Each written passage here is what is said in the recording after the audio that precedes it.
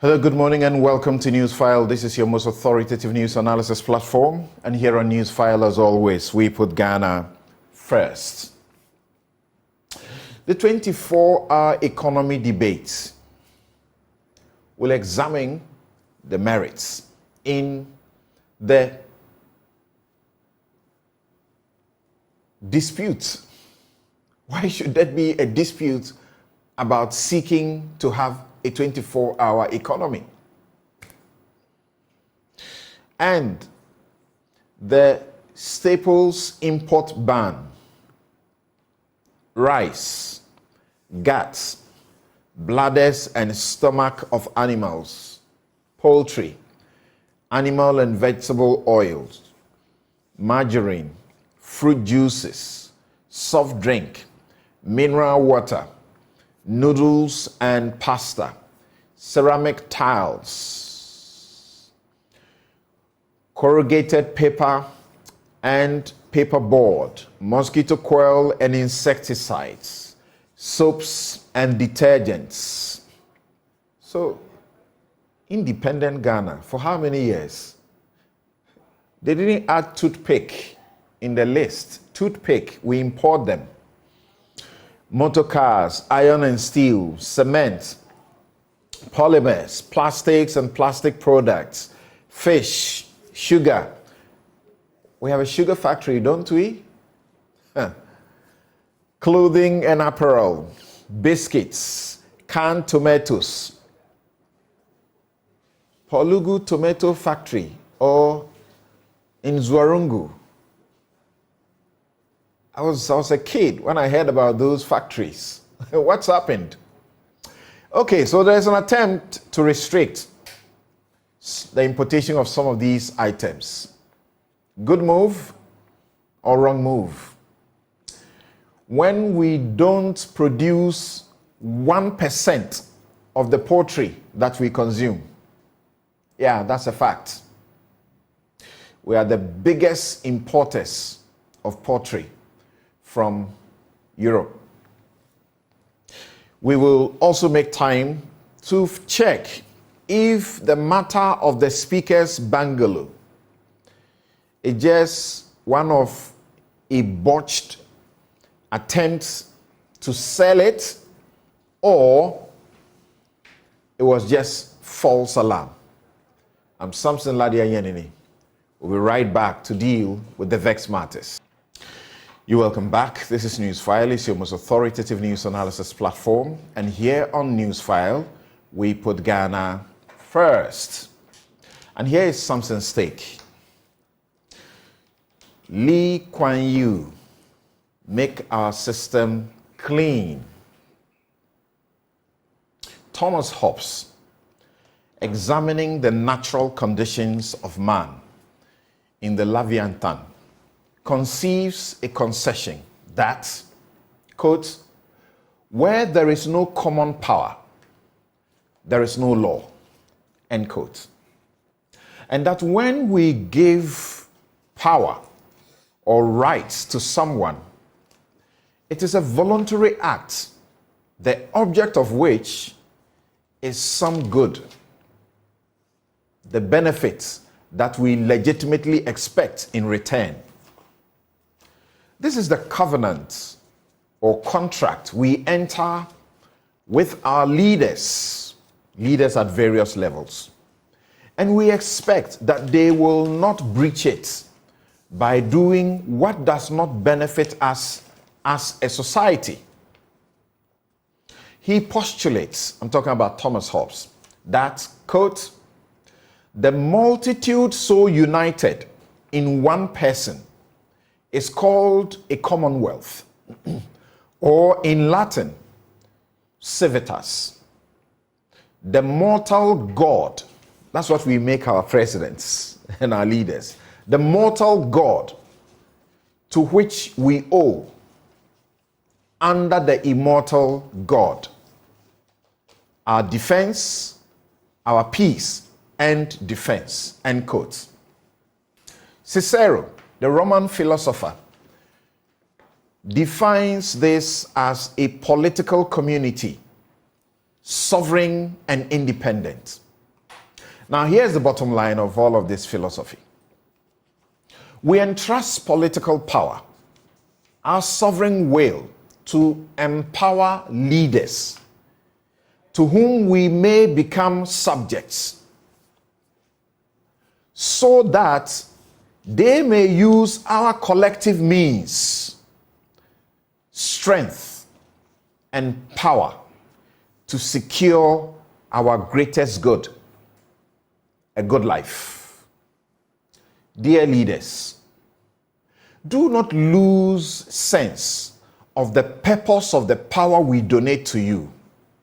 Lee Kuan Yew, a man of integrity and a visionary leader, used this position of power to create a decent and meritocratic society.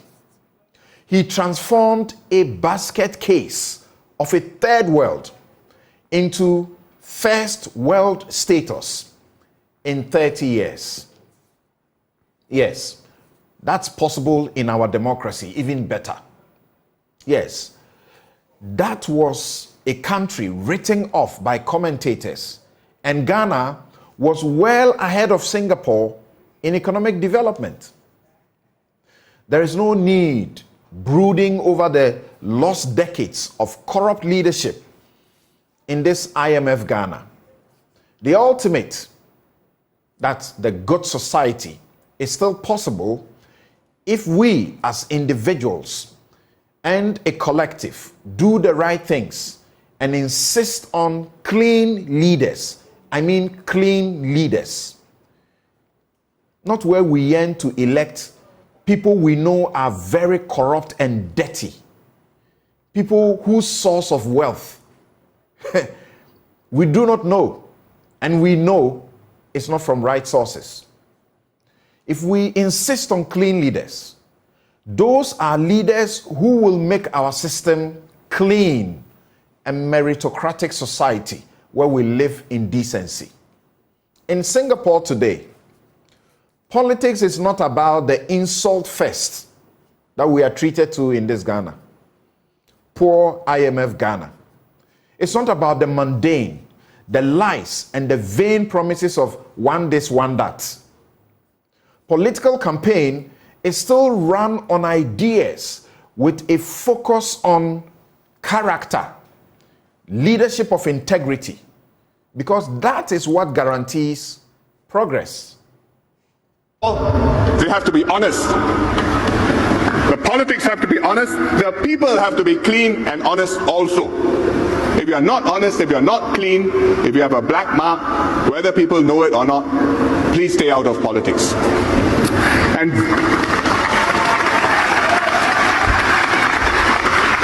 so we need honest politicians, and we also need voters who can tell the difference between people who are honest and people who are not.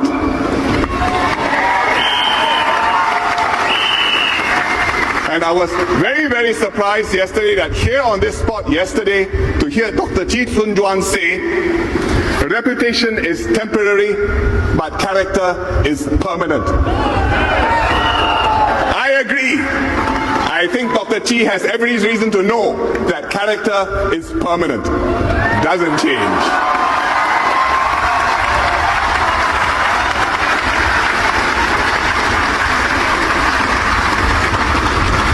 We cannot have corruption in Singapore. We cannot have wrongdoing in the government or in high places in Singapore. That's why we have the CPIB reporting to me as PM, and if I don't give approval to the CPIB to investigate somebody, the CPIB can go to the President and ask the President for approval. President says yes, CPIB can proceed against the PM. That's why we have the Auditor General's office, to keep the government straight, to keep our statutory board straight, and once in a while to find out whether the town councils are straight or not straight.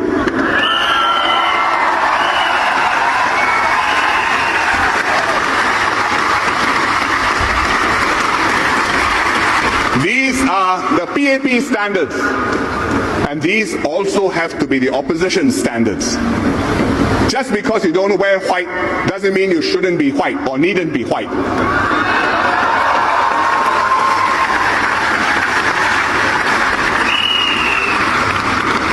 That's what is different about Singapore. I can show it to other people. Can they do it? Not so easy.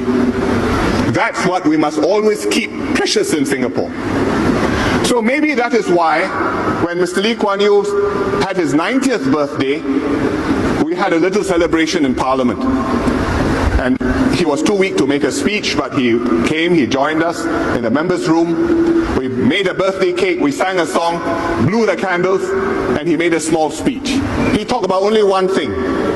He said, remember, keep our system clean.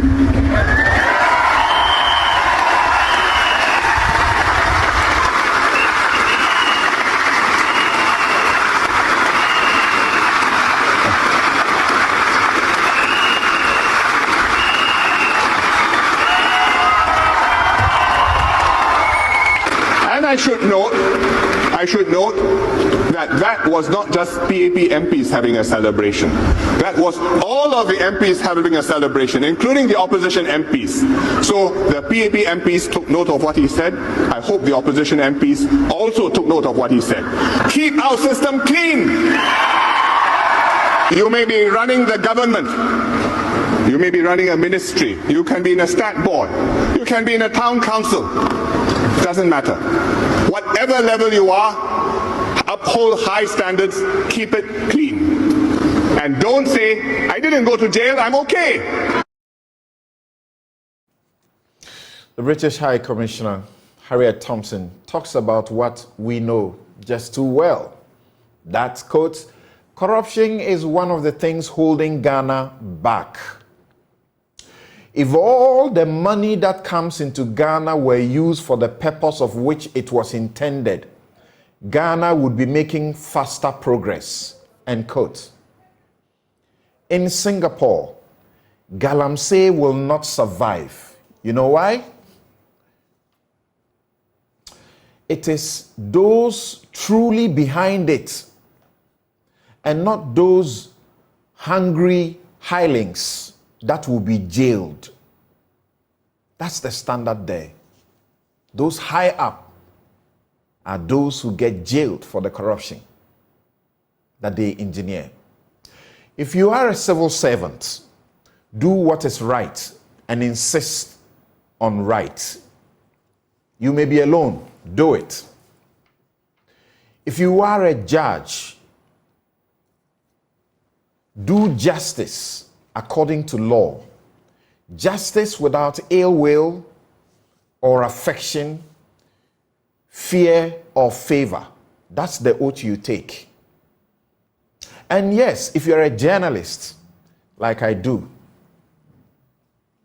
and many in this country look up to the media to help make things right, do not owe a politician, my dear friends in this fraternity, do not owe a politician, however poorly you are paid. If you are paid by a politician, you are simply not worthy to represent the people, because that's what journalism is about. And you cannot do the Article 162 serious job of being free at all times to uphold the principles, provisions, and objectives of the Constitution, and to uphold the responsibility and accountability of the government to the people of Ghana. You just can't do it. Those of you who are being paid by politicians, you know you can't do it. You sold your soul. You are not worthy.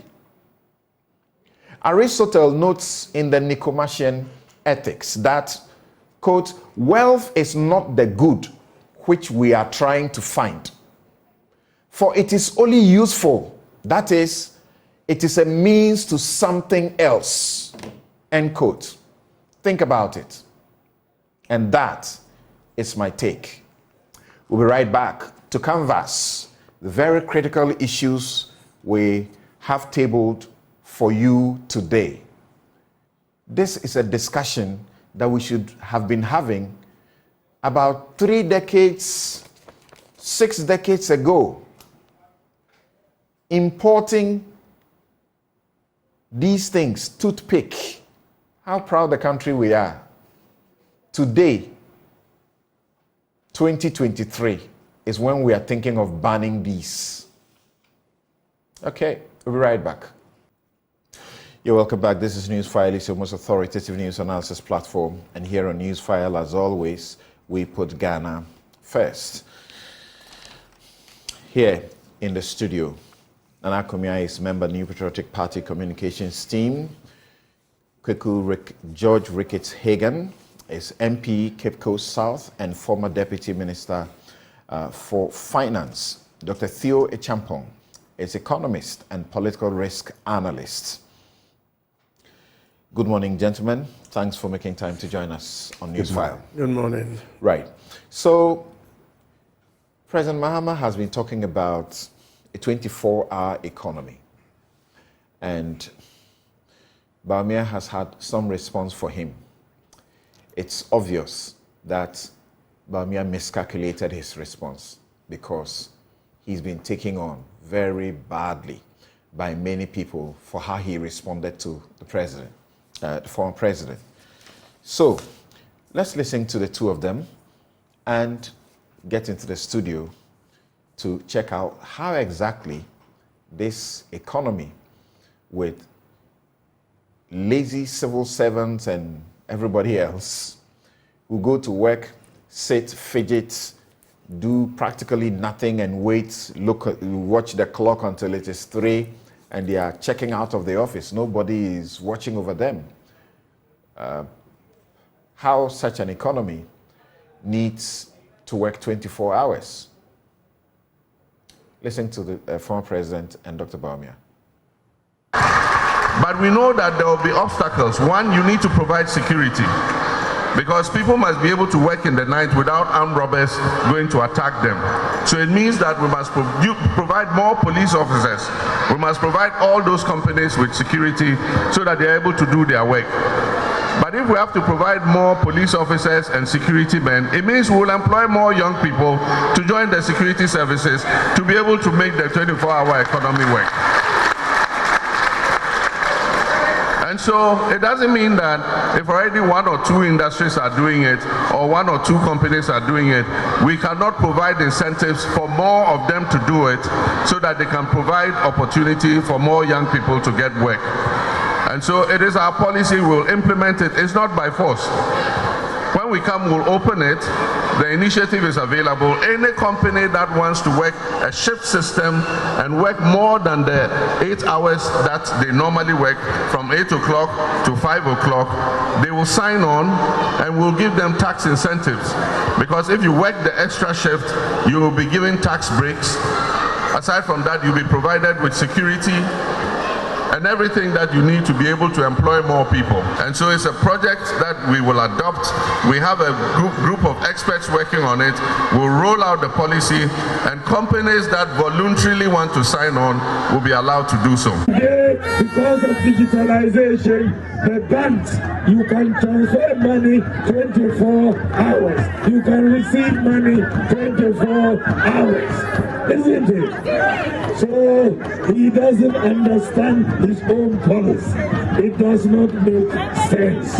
And I want you to vote in 2024 for Dr. Mahmoud Bawumia. I will bring a new vision. I will bring new policies. And we will transform this country. John Mahama is the past.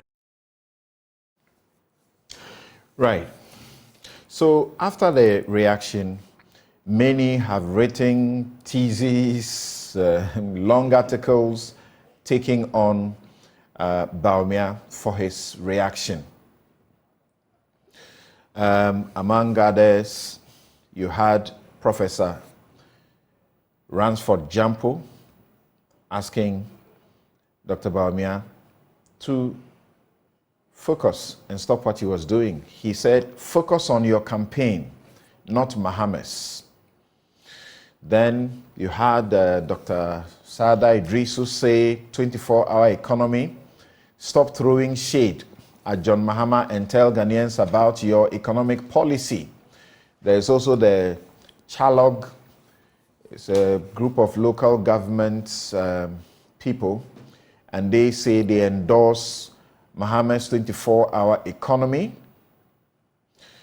John Jinapo says 24-hour economy, Baumia chop bar analysis unfortunate. Edujita Maklo says Mahama is determined to introduce 24-hour economy. How exactly do you introduce it? That's what we're going to find out.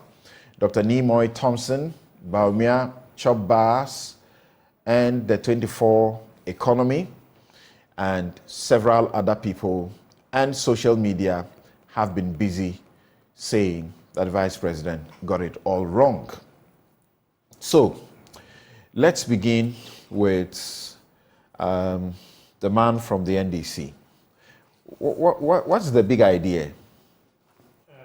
Thank you very much, Samson, this morning. And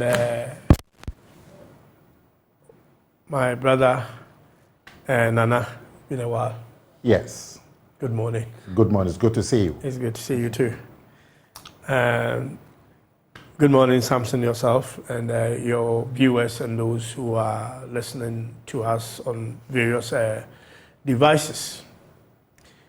It's actually unfortunate. I mean, when I heard Dr. Baumia, someone of his intellect, being an economist,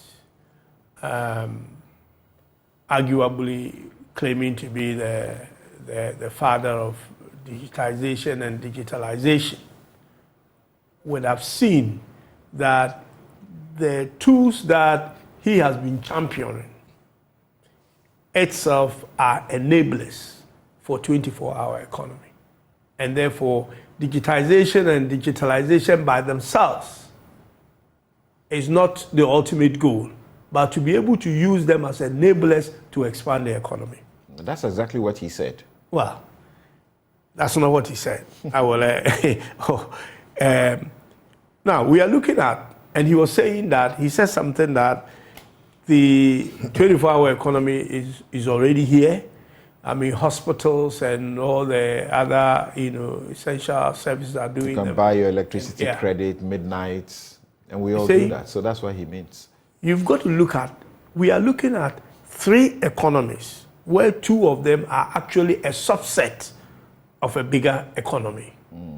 We have essential service economy, which by law, basically, the people who can't even go on strike.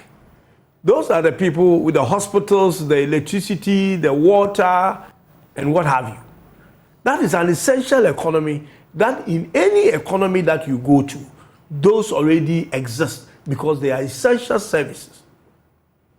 They have not, they have been deliberately put out there by law so that these services will be given to the people or the citizens. So any economy you go to, that services is already there. Right. Now, there is also a digital economy, which is the one Dr. Baumia has been talking about. That enables you to, even from the comfort of your own home, do transactions, whether it's in the comfort of your home or your home is the office. You can actually work around the clock, 24 hours, moving money and what have you. Then there is a broader one, which is the 24-hour economy.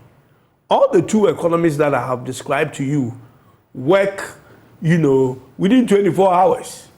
But then the broader one, which is the 24-hour economy, is the economy that you deliberately put economic strategies in place and measures in place and incentives on both sides. This has been done in Japan and other places, in both sides, where the suppliers of the 24 hours are incentivized in the form of tax reliefs, stimulus packages for it to make attractive. Now, on the other side, you can also induce demand, because that is when there is an abundant supply and there is no demand for it, 24-hour economy will not work. So there has to be some type of inducement. And you can induce demand. When I hear people say, where is the demand? you can actually induce demand. Now, it comes with challenges. So as I said, essential economy will eventually be part of 24-hour economy, and digital economy, which by its design is a 24-hour economy, will also be in there. Now, you need measures, as I've mentioned, deliberate measures. There are going to be challenges, but you've got to look at the challenges, like President Mahama just said, security and other things. You know, law enforcement, the police, is a 24-hour and it's an essential service. So the much broader 24-hour economy that we are talking about is not the essential services that already exist. But Dr. Bawumia says you cannot legislate a 24-hour economy into being. As I said to you. Which is a fact. No, hold on. Yes, it's a fact. As I said to you, I said an economy that you legislate for it to be operational is an essential economy. That's what we're talking about.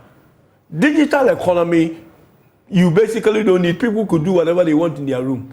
Now, but if you put a deliberate, and I didn't talk about laws, I said deliberate economic strategy doesn't need laws, because what you are doing is to make people voluntarily want to participate in this. And they can only do so if you incentivize them.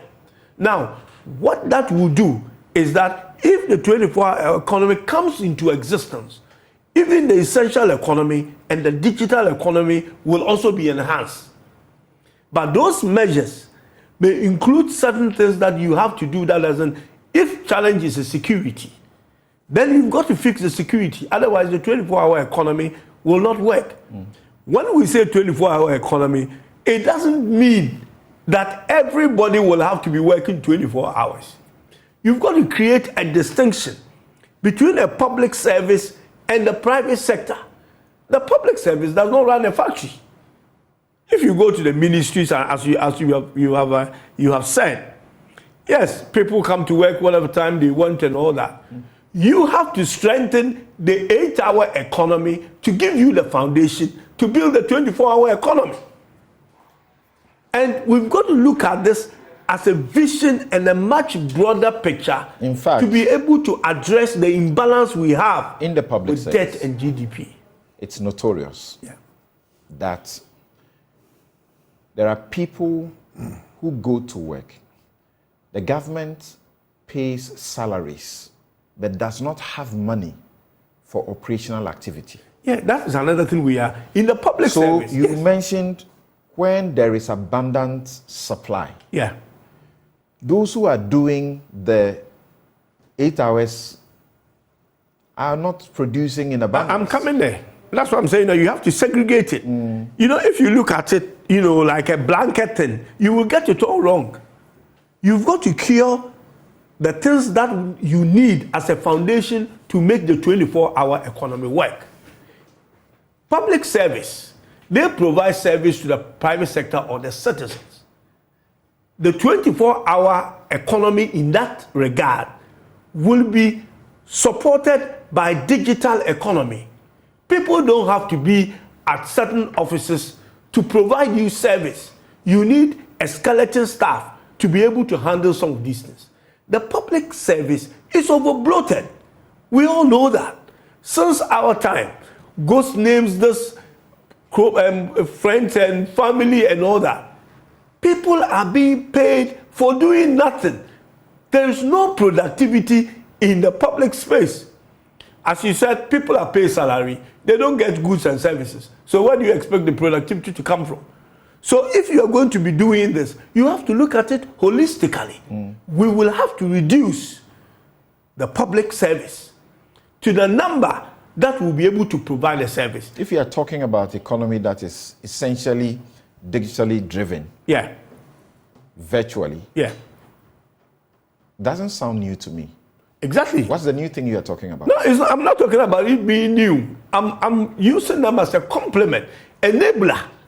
I'm giving you the enablers that will make 24-hour economy work.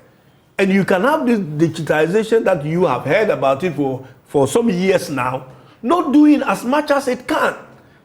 And that if it is proper structured, with this proper strategy, these enablers can be used more effectively and efficiently than is being used at the moment. We are creating a technology that we are not having the full import of because we are doing. So, what are the deliberate things that a John Mahama NDC administration will do for a 24-hour economy? It's right here. It goes into KT Hammond's stuff that he presented. We have a number of items here that we all know. Look, this proposal, for me, is the right way to go. This KT Hammond's proposal, right way to go, but problematic because of the approach that they are using. You and I know that we import more than we export. We are, Nana Akufo-Addo, when he came and told us about Gettysburg economy, we were designed by the British or our colonial masters to be able to send more materials to them in terms of export and receive what we eat in consumption from them. Now we consume so much so that things that, look, when I was a deputy minister of finance, that's when I heard that Ghana doesn't produce toothpick. 8 years today, the story hasn't changed.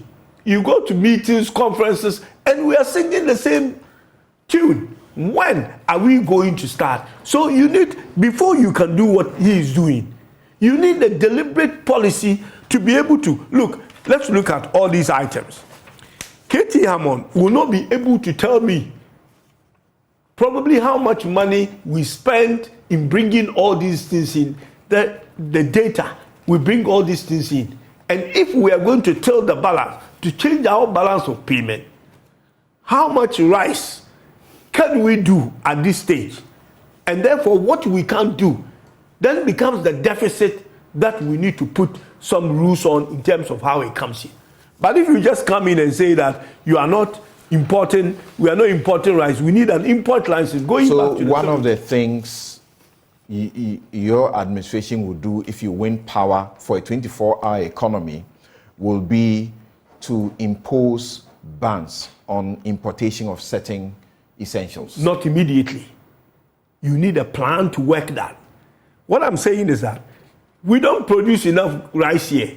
So what is it that we can do to be self-sufficient in rice? What this whole thing is, it's about import substitution. This whole document is about one economic phrase, import substitution. This is what this is, nothing else. And so the idea is that we have to get ourselves to become self-sufficient in all these things. What will lead to that? That will lead to setting up these companies, setting up these farms, employing people, working around the clock to be able to get these things done. Once we're able to produce, let's say these companies that you want to get in a night economy, have been around, and the day economy, they have collapsed under the day economy. They are not working. Yes, because we haven't got any deliberate policy to do this thing. So you fix what you have to fix during the day before you talk about it. That's what when I was making the submission, I said to you, we need to fix the day economy as a foundation for building the night economy. That's what I said to you. Okay, just hold your thoughts there and let's, Nana Kumia, I'm sure that you will agree with me that Dr. Bawumia didn't expect that he would take such a bashing for his response. And you listen to people in the NPP and in government, they seem to tone down and not take the particular, path that Dr. Bawumia took. Thank you, Samson, and let me wish our audience a good Saturday morning. You see, Samson, the questions that you ask my brother, Ricketts Hagan, are essentially the issues that Dr. Bawumia raised. That's all. The same issues. And in fact, after your questions, there's probably no need for me to speak. Because those are the issues. And those who disagree with Dr. Bawumia, what is the basis of their disagreement? John Mahama announces a 24-hour economy. Dr. Bawumia says, but we already have a 24-hour economy.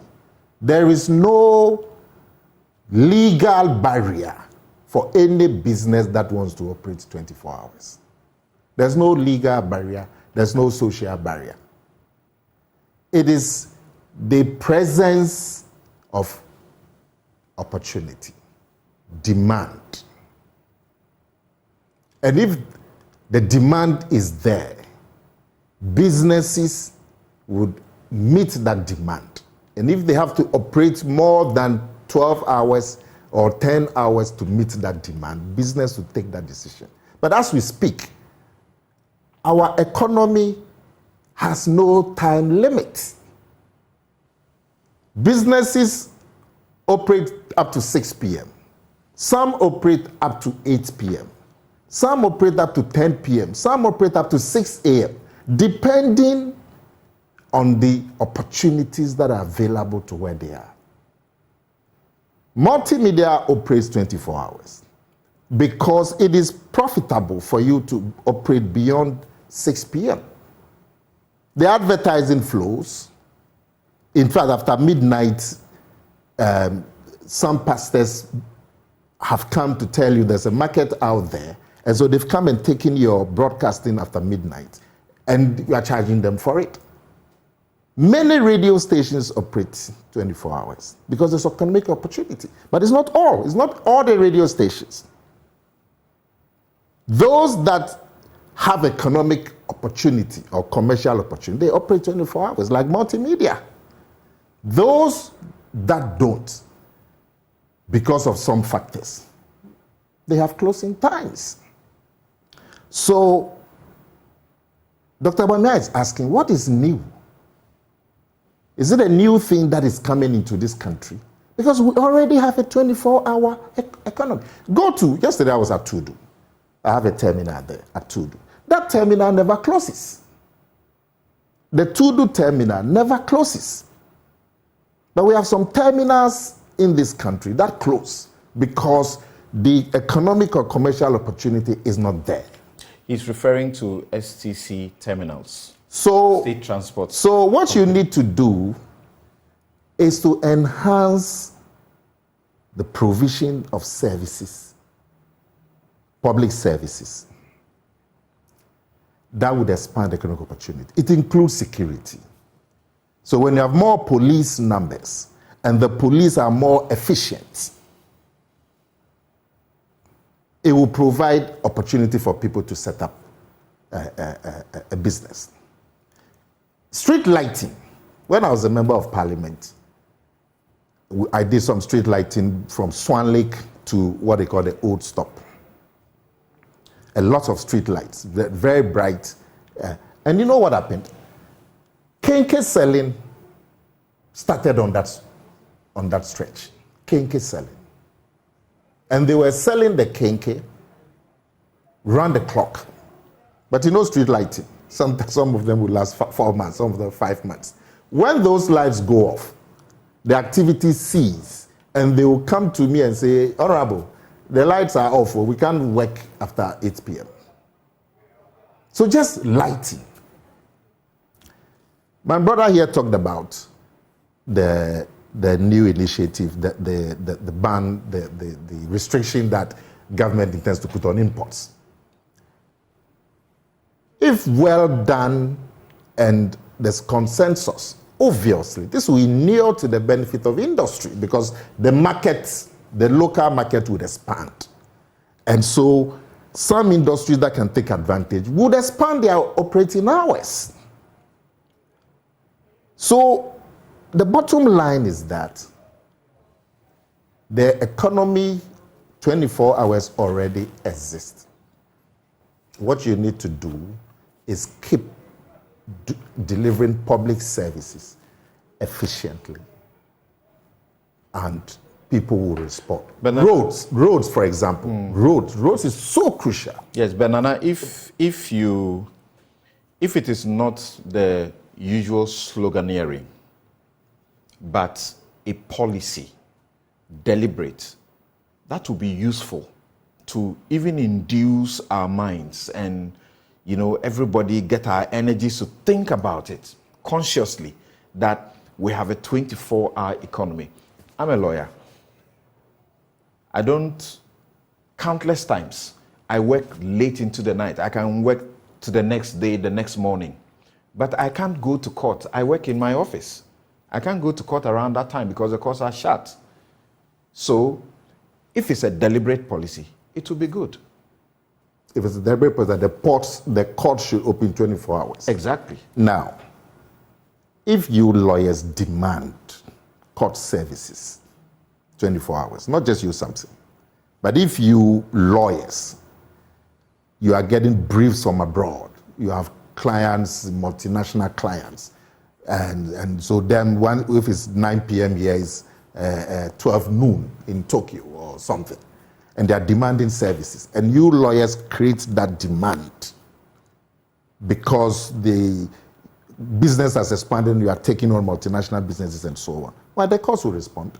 Where there is talk, this particular one, where there is talk about demand, in the courts, you can say that is an exception because there's demand.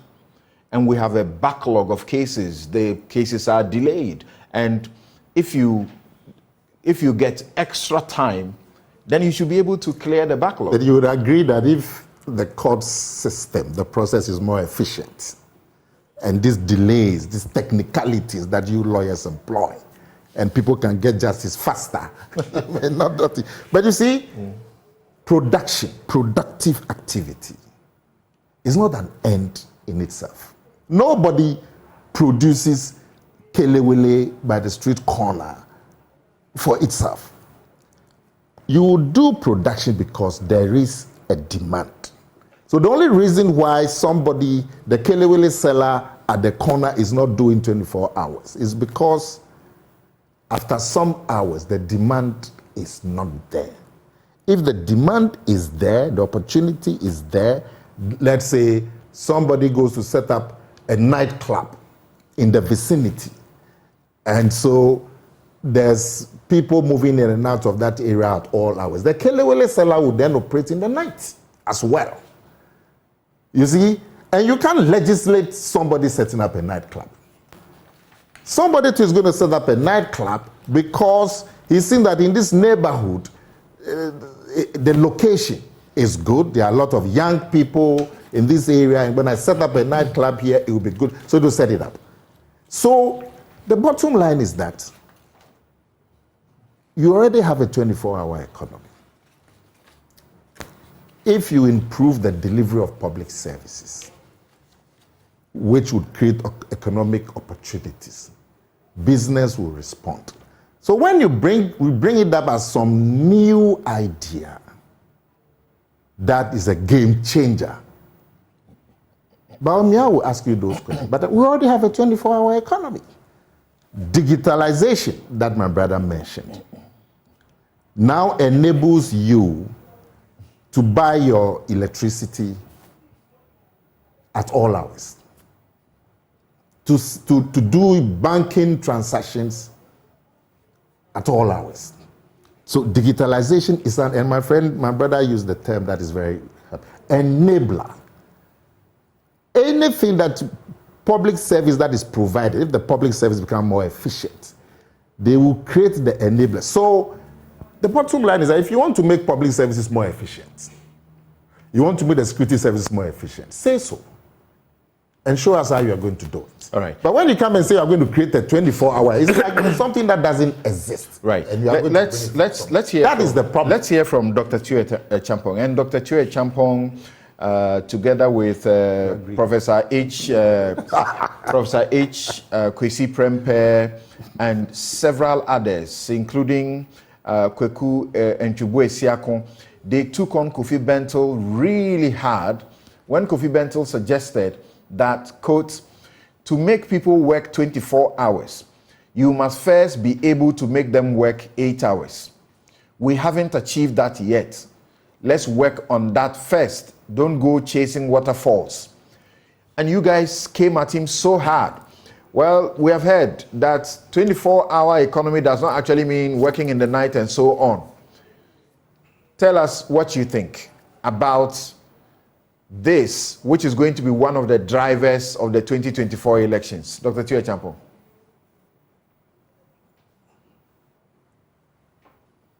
everyone. And yeah, the campaigning for 2024 has already started, as you can see, with the vigorous policy debates that's happening, across the board. The thing is, the idea itself of a 24-hour economy is laudable, and I make no exceptions or mince words about that. The devil, of course, is in the details, right? And what exactly we want to attain by it. But if you come from the fundamental premise that you want to create more jobs and expand the economic basket or net, then allowing more Ghanaians to work either during the day and or at night on rotating shifts or on weekends is something that is laudable. And again, remember that the world of work, especially since the COVID-19 pandemic, has actually changed, dramatically. There are like three kind of key factors that are driving this. One, the economy itself changing in the sense that you're seeing a big growth of the services sector. And within the services sector of the economy, in Ghana's case, actually the largest share of our economy with about 45% of GDP. You have a high prevalence for certain non-standard work routines. So some of your panelists in the studio have been talking about, for example, people selling maybe kenke on the streets and entertainment and you name it. The other factor is to do with the changing demography of the people, so you've got a bit more youth. And then the third factor being, technology, digitalization, etc., making all of this happening. We have some elements of a 24-hour economy that is already at play in Ghana and indeed in many other countries in Africa. But what we haven't had over the period is a deliberate effort or plan to actually connect these at a systems level that allows you to operate and run an economy both day and night. And so if you look at examples from other jurisdictions, you take, for example, in London here, in the UK, hitherto the tube or the underground didn't run 24 hours a day. But they saw that there was some latent demand in there. And by allowing people to run and to use the tube at night and ensuring safety, you suddenly had what hitherto was a small demand metamorphosing or booming into a much, much bigger economic opportunity, which ends up creating jobs and expanding the economy.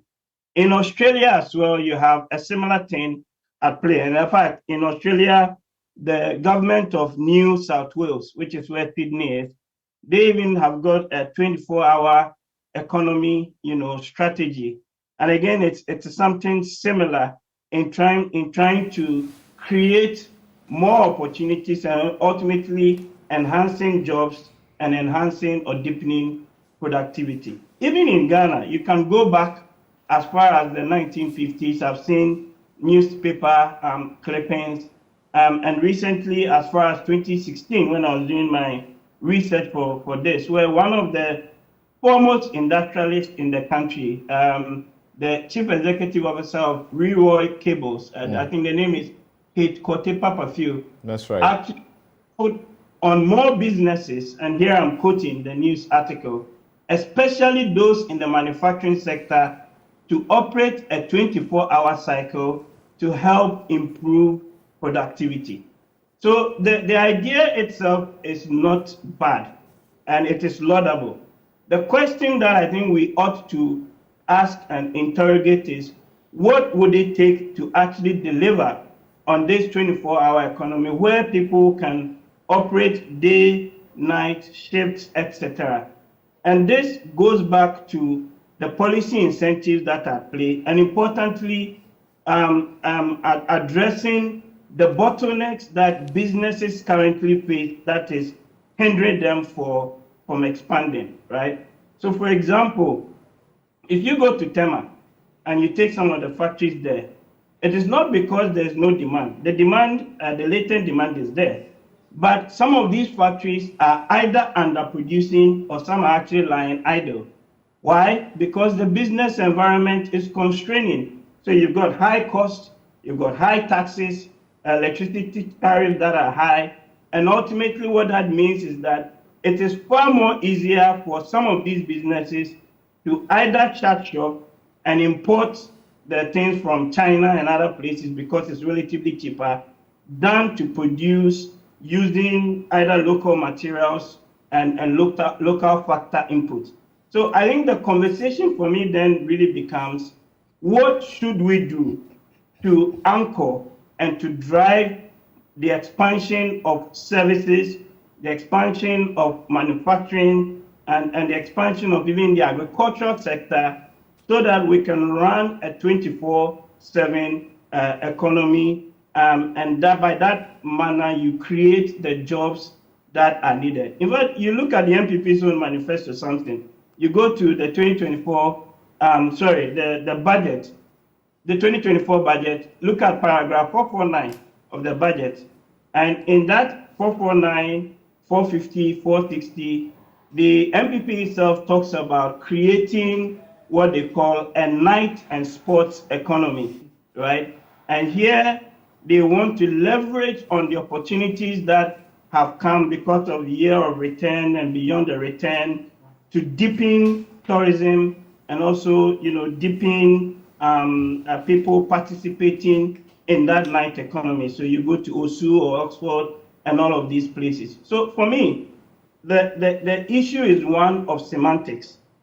But the important thing, I think, is really fundamentally, what do you do in terms of policy incentives to ensure that the people that are manufacturing, one, able to utilize local resources for input, and number two, ultimately, are able to run 24/7 such that you're able to meet the demand. I've heard people make the demand argument, and I don't fully buy it. And I don't buy it because demand can be created. Demand can be induced in terms of the policy incentives that you offer. And especially in our case, if you look at manufacturing, I have already indicated that some of the companies are actually underproducing. And the reason why they're underproducing or lying idle is not because there's no demand. It's just because the whole business environment, the taxes, the electricity, and all of that really, is hurting them. So It makes sense for them to import. So really, we need to unpack this 24-hour economy, and for me, look at really the policy incentives that are at play. And this is why I think the conversation ought to go. So do you say... Not to rubbish it and to say that, it's a bad idea and it wouldn't work. So you don't say we need to fix the lack of productivity or productive work within the 8 hours first before we think about sort of doing a policy of 24 hours? I don't buy that, because you are presenting almost like a binary option to us, right? That you got to do this or the other. Both can be addressed at the same time. You can increase productivity in the day economy, in the public services and things like that, at the same time whilst deepening, right, the night economy or people participating in that night economy, because there are tremendous opportunities, again, within that, right? If you look at some of the sectors that can benefit from this night economy beyond just what happens in the day, we're talking hotels, we're talking restaurants, we're talking arts, entertainment, transport, storage. I've talked about manufacturing. In the health sector, you've got pharmacies and the likes that can run on, 24/7. Some of them are already doing that. Exactly. But they can be helped to expand because the latent demand I hear the refrain. Wholesale. I hear the word night used over and again.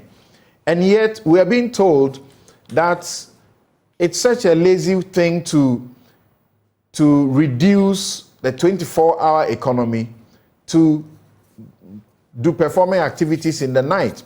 Dr. Nimoy Thompson, for example, says, for some crazy reasons, the adversaries have reduced the idea of the 24-hour economy to having fun at night.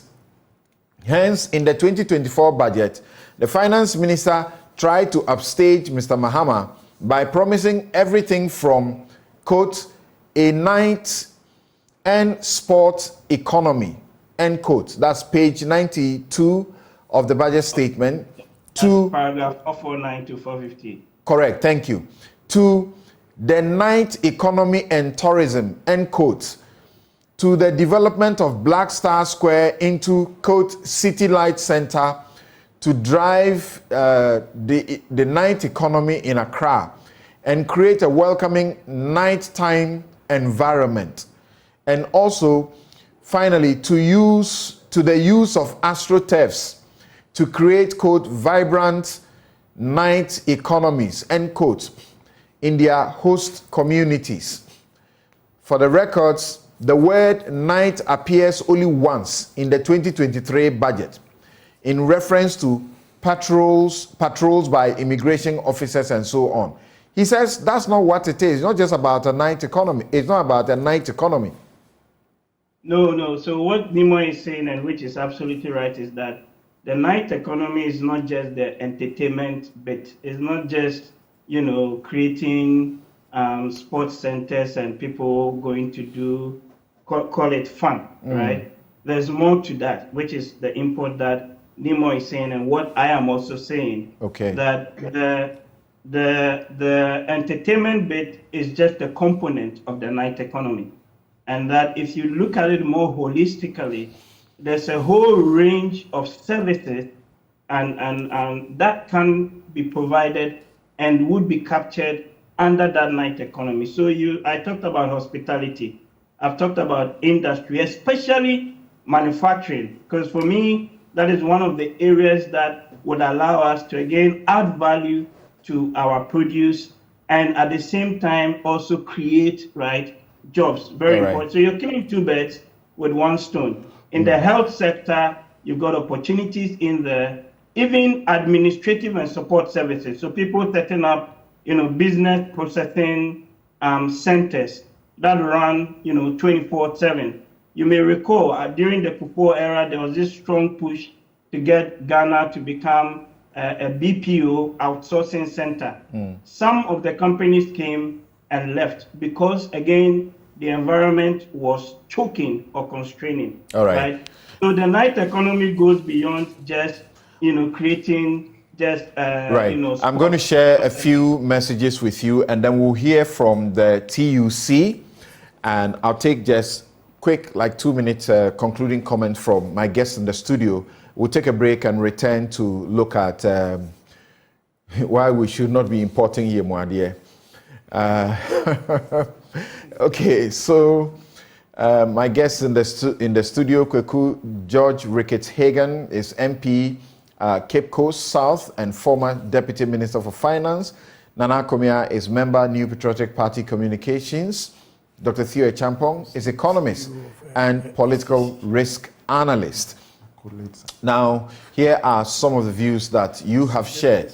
I want them to hear the views that you have shared, and then I'll take their concluding comments. Now, Dr. Kwame Sapong-Esiedu says that I disagree with Nana Komia. If we are waiting for demand before we expand our economic scope, then we are not serious. We must learn to be purposeful in creating demand through the creation of an enabling environment.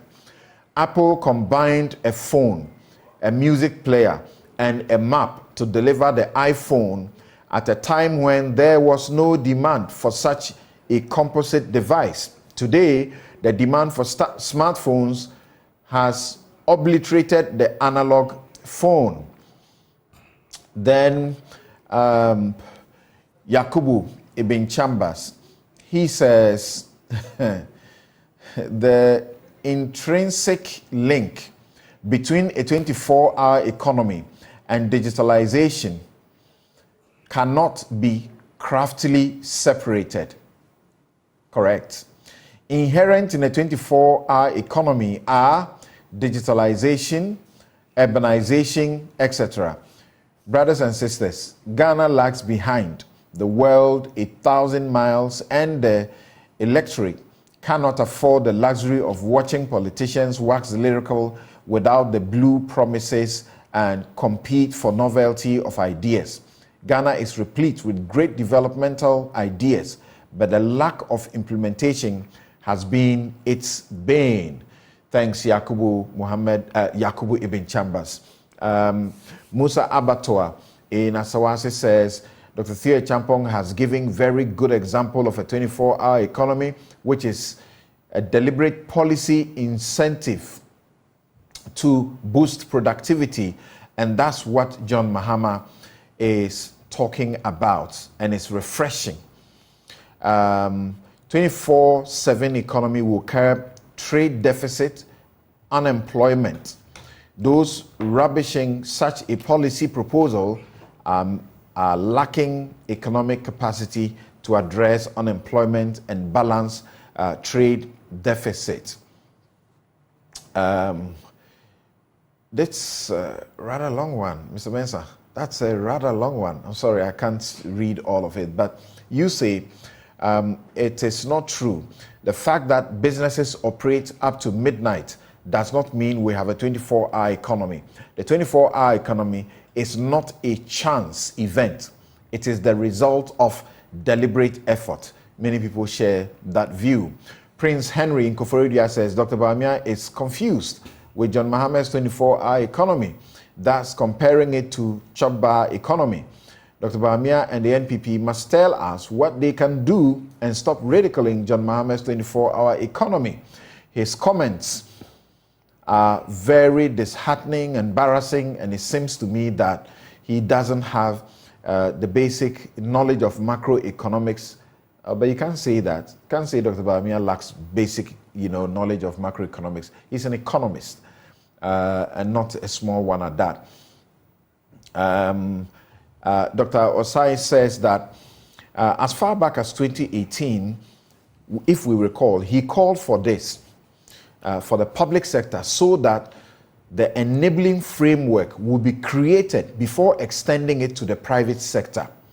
It is doable, except that we shall require the details to enable all of us make inputs into it for the greater success or good of our economy. If you check Ghana Work, you see when Dr. Eric Osai spoke about this in 2018, he said, introduce double track in public sector. Then, all right, so that's a complaint from a party. Then this one from LGD Holy.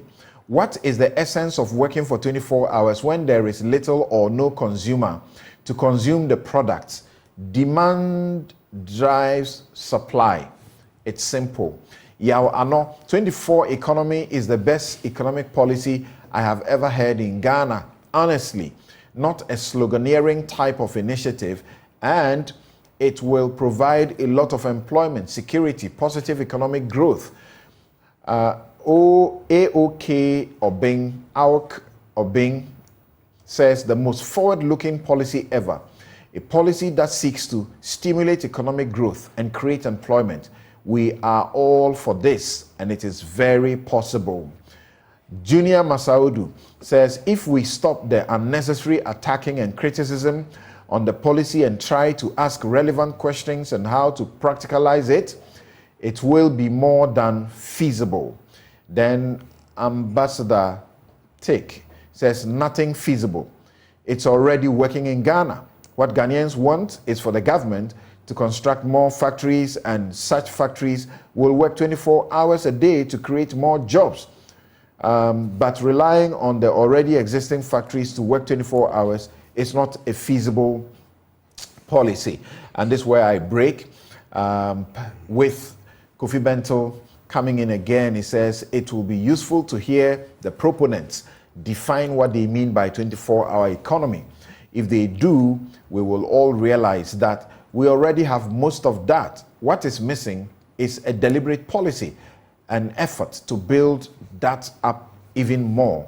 I am supportive of higher productivity and 24 hours of work, but I am weary of politicians making unprocessed promises leading to expensive failures like Commander Sugar Factory and bad implementation of the free SHS. I insist that if we don't improve the system for supervising daytime work, we will just pay people to go and sleep at night. Well, already we are paying people to sit in the offices doing nothing. Let's hear Dr. Ba of the TUC, and then I'll just take just 2 minutes comments from my guests in the studio to wrap up this discussion. We are also very interested and we are eager to know a lot more about his great idea of a 24-hour economy. I think this one, comrade, you have to take your time. Because I can imagine the amount of jobs that this kind of thing will create. That could be the game changer. I'm telling you that you have opportunities in this country. We work 24 hours, 3 shifts. So if you don't get a job in the morning, you can get it in the afternoon or in the night. So where are the young people? Get ready for jobs.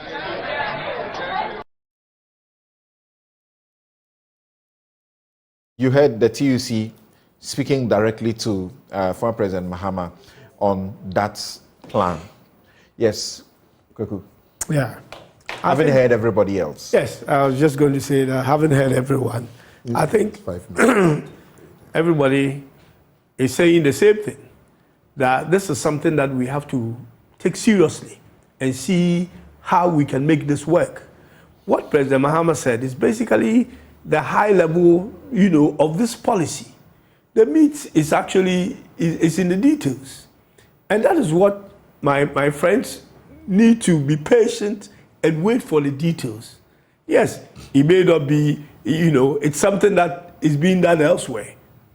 But the issue here is that, and again, I refer to this 22 or 23 items that we've talked about here.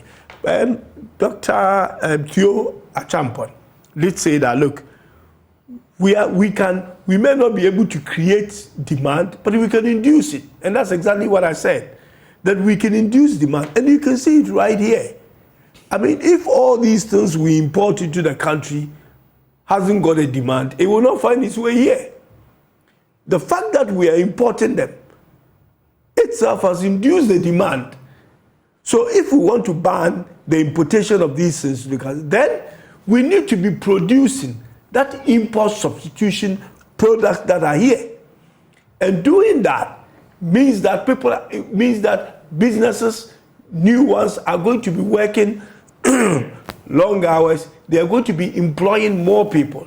Then the other things about security, the lights Nana Kumia is talking about, can be the things that we need to be able to put these measures in place to be able to address. And I see them as opportunity rather than to talk about chop bars and all that. Look, if a factory, and that is where the focus is, manufacturing, all these things, we are not manufacturing them sufficient enough here, and that we are bringing in more from outside, are things that are going to help us to work more, to do this 24-hour shift of, say, 3 shifts, to employ more people. And that is what we need to be looking at. These are opportunities. What they see as challenges, President Mahama sees them, or what Dr. Baumia sees them as challenges. For President Mahama, they are opportunities. And those are the things you can't have a father of, digitalization, as he calls himself, who really doesn't seem to, forget about even the economics. This is just pretty much common sense. Okay, thank you. Nana Kumia. Samson, nobody has said that if you put in policies that would enhance business activity, it is a bad idea. Nobody has said so. What we are saying... The Vice President said this was poorly thought through. Because the 24-hour economy, as pronounced, already exists. It's not anything somebody's going to bring from somewhere and introduce into Ghana. And that is the impression John Mahama gave, that he's going to bring something that is not there. We are saying it is there. What you have to do is continue to deliver government services in quantity and in efficiency, and it will generate economic opportunity. Look, you talked about, somebody said you disagree because you can induce demand. Why? There's always a demand for improved life. As we sit here, if somebody brings a device that can improve the way you do your program, you would buy it. It's technology. You understand? So there's always, look, when we put in a new runway and lights at Kumasi Airport, all of a sudden, we're able to travel in the night. You're able to go to Kumasi in the day and do your funeral and do your meetings and come back in the night. Simply because we put up lights at Kumasi Airport. We've enhanced the delivery of a public service. That is what we are saying. That is already there. What you need to do is enhance it. The digitalization that is going on, the police improvement that is going on, the electricity provision that is going on, and the cost of all of these things enhance economic opportunities, they promote economic activity, and people will respond. So if there's no 24 hours somewhere, it means that the conditions there have not created it. Somebody will close the pharmacy at 7, not because they don't want money, but it's because the conditions there, the location, and all of that. Look, when you are operating a pharmacy at what do you call this place on the Spintex? Oh, there's this big supermarket at the Spintex where the interchange is. Palace. If you're operating a pharmacy or a restaurant at Palace, you are likely to operate more hours than if you're operating a pharmacy on Mine Road. You see, because the economic opportunity is there. Now, what is Nimue? I think you got somebody, my brother there on the other side got Nimue. Nimue is saying that, from what I understand, that the finance minister is endorsing the 24-hour idea, and that he claims it's a night economy. It's got many mentions of the night economy. This budget was written way before President Mahama made his statement. Mm-hmm. So to say that it's always possible to do an amendment. So but when I saw this thing in the budget, when I saw this, when we went to our pre-budget hearings as A and so on, when I saw this item in the budget, it predates Mahama. Okay. So for Nimue to be given the impression that... All right. So my conclusion is that, Samson, nobody is saying that bringing something that will enhance economic activity is bad. But to come to tell us as if it's some new thing that you are bringing is what we have the difficulty. That there are many aspects of this economy that operate 24 hours. I gave you the example of Tudu.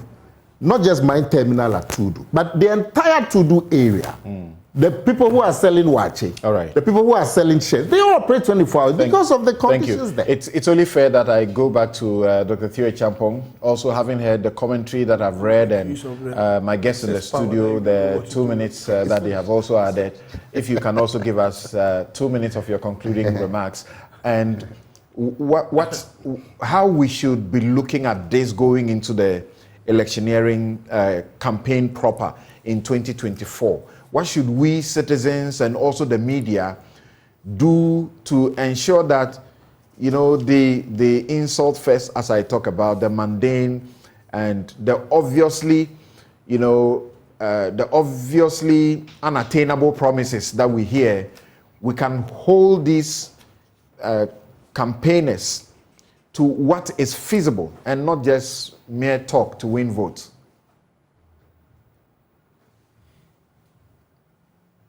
I indicated earlier, number one, I fully support the idea. It is laudable. We must all help, in a sense, fine-tune it and make it sort of implementable in that regard.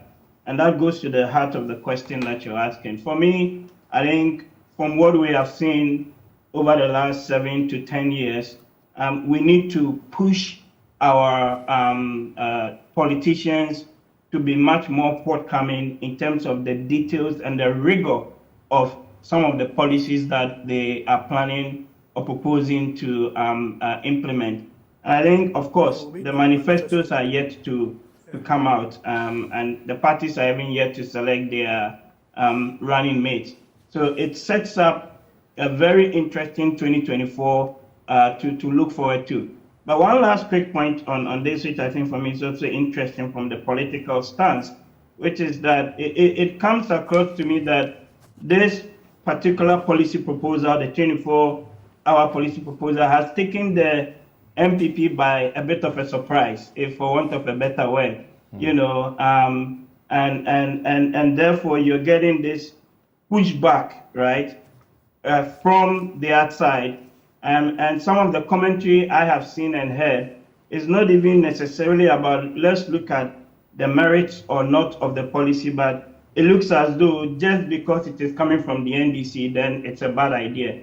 And I think that is not the way to go, especially going into 2024 and an election where we want to present the citizenry with proper options or policy options that are costed, and policy options that are implementable within a specific sort of time period in that matter. So I'm looking forward to, of course, more of the details and how this would work. And like I indicated, importantly, what we're going to do to address those constraints, the killer taxes, the killer electricity bills, and all those things that ultimately hinder or could hinder us from attaining the objectives of this 24/7 economy that cuts across all strata. And particularly for me, I'm interested in the manufacturing component bit. The entertainment night economy, yes, is important. All right. But where we are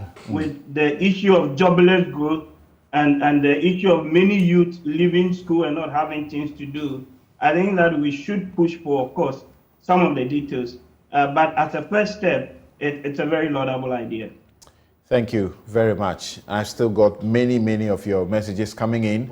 The next discussion about banning of Yemuadie will take care of some of these other comments that you are making, because it dovetails, I think, appropriately into that subject as well. We'll take a quick break. We'll be right back. I was going to take one second to say something Nana said about what is it called? About this 24-hour thing being already there. Yes. I mean, free education was already there. And you came with what is it called? Free education now. Yeah. Okay? 1D, 1F. Industrialization policy was already there. Yeah. And then what did you do? You came and you say 1D, 1F. No. So no. What is the difference? You are wrong. We'll take a break. We'll be right back. I find it extremely appalling that a member of this House could threaten a sitting, a competent, and the legally elected deputy speaker, a second deputy speaker of the House. I find it atrocious. It is in bad taste. Who is he appealing to? They have no say in whether Allah is played in this house or not. No one, not even with respect to the speaker. The speaker has absolutely items, approximately 22 selected items. You will need to go to the Ministry of Trade and Industry and to see a committee that will be constituted by the minister before a permit will be given to you. This, I think, is a dangerous practice. It has happened before in this country. And you recall that in 1967, a commission of inquiry was established. Justice Olenu's committee was established. And that committee was to identify the corruption and malpractices relating to import licenses. The report was clear that that practice is outmoded and it cannot be continued because people use it for the purposes of rent seeking. This government is taking us back to 1967, once again, President Akufo-Addo. I'm worried that a time will come, if you are not an MPP member, you will not even get a license to import something to this economy. That is unacceptable. Ghana is a member of the World Trade Organization. This practice, the World Trade Organization frowns upon it, and it's a clear violation of the practices of world trade and international trade, and it should not happen. We are urging His Excellency the President to have a rethink, because this is not a policy that we should encourage, and they have to withdraw it. In fact, we in the NDC will criticize it and we'll do whatever it takes. The only problem we have is that the Constitution places a limitation on us, because it is an ally, and it will mean that it can be laid without us having any major inputs. If I heard the member who moved the quorum, Honorable Agaga, we have 28 here and 13 on the majority side. 28 members on the minority side and 30 members on the majority side. And we are going ahead to lay an instrument of such magnitude with this courage. In addition, Mr. Speaker, the Right Honorable himself, sensing the collective wisdom of the House, indicated that we should not lay the instrument until the two sides of the leadership or have consulted and briefing. Mr. Speaker, have you received that briefing? Has the Speaker told you that the leadership have informed him that this is their position on it? Mr. Speaker, it will be a very great disservice if the Right Honorable Speaker comes on Monday to be told that the decision or indication that he gave in his absence, the Speaker, it was turned answered done by you. We are going to lay an instrument to control and restrict import, which will go against the WTO conventions, making a passionate appeal to the colleague leadership and to your good self that we must not ambush the Speaker in this way. He has utmost trust in you and has given the seat to you. We must not treat him this way. I end my case, Mr. Speaker. Thank you very much. So in Parliament, there was a heated argument over whether this should be put in and for it to mature at the due date as required by law, or it should not. So let me begin with, again, Kessel, I said Kessel, Ricketts Hagen. Yes. How did it end? How did it end? Well, it ended by not allowing the minister to actually lay, because we had some concerns, and we had discussed those concerns with him. But he was still insistent that he needed to lay that because he was trying to beat this 21 days. You see, but the issue for me was not even about whether we had a quorum or not. The issue was that what he was trying to lay was problematic, and the timing was not right. All of us, we've been talking about this for years, that we need to be able to produce some of the things or most of the things we produce and not be bringing them from outside. It's making it difficult for local producers to be able to. So why don't you support him to lay it, and then after 21 days this has become law, and we use it to stop all of this importation of all of this yama yama. Like that. We don't have the capacity. The things he had listed here, we don't actually have the capacity at the moment to produce these things for us to be self-sufficient. Okay, therefore, I understand we have a little issue with your microphone, so okay. I will come back to you. Before I get to Akomia, I'd like to bring in Dr. Theo Champong. But gentlemen, I want you to listen to this. It's important. About 11 months ago, I interviewed, we decided to do a program about, as it were, made in Ghana. And we spoke to those in charge of production, manufacturing sector, and so on and so forth. And we learnt, I learnt very shockingly this. Listen to this. As we speak now, we are not producing 1% of the total imports into the country. If you look at EU data, 1%. We are not producing 1% of the total imports into the country. Yes. If you look at EU data, you see that for the past years, Ghana has been the leading importer of chicken from EU. And in 2021, about 227,903 metric tons of chicken were imported from EU alone in 2021. The data is there. Now, because it's alarming, US and Brazil are also contesting at the top that they are the highest exporter of chicken into the country. So, considering this fact, if EU, which is at the third position, brought 227,903 metric tons, and assuming the three countries brought the same figure, it gives you about 683,709 metric tons in 2021 alone. And we are not producing 1% of that figure.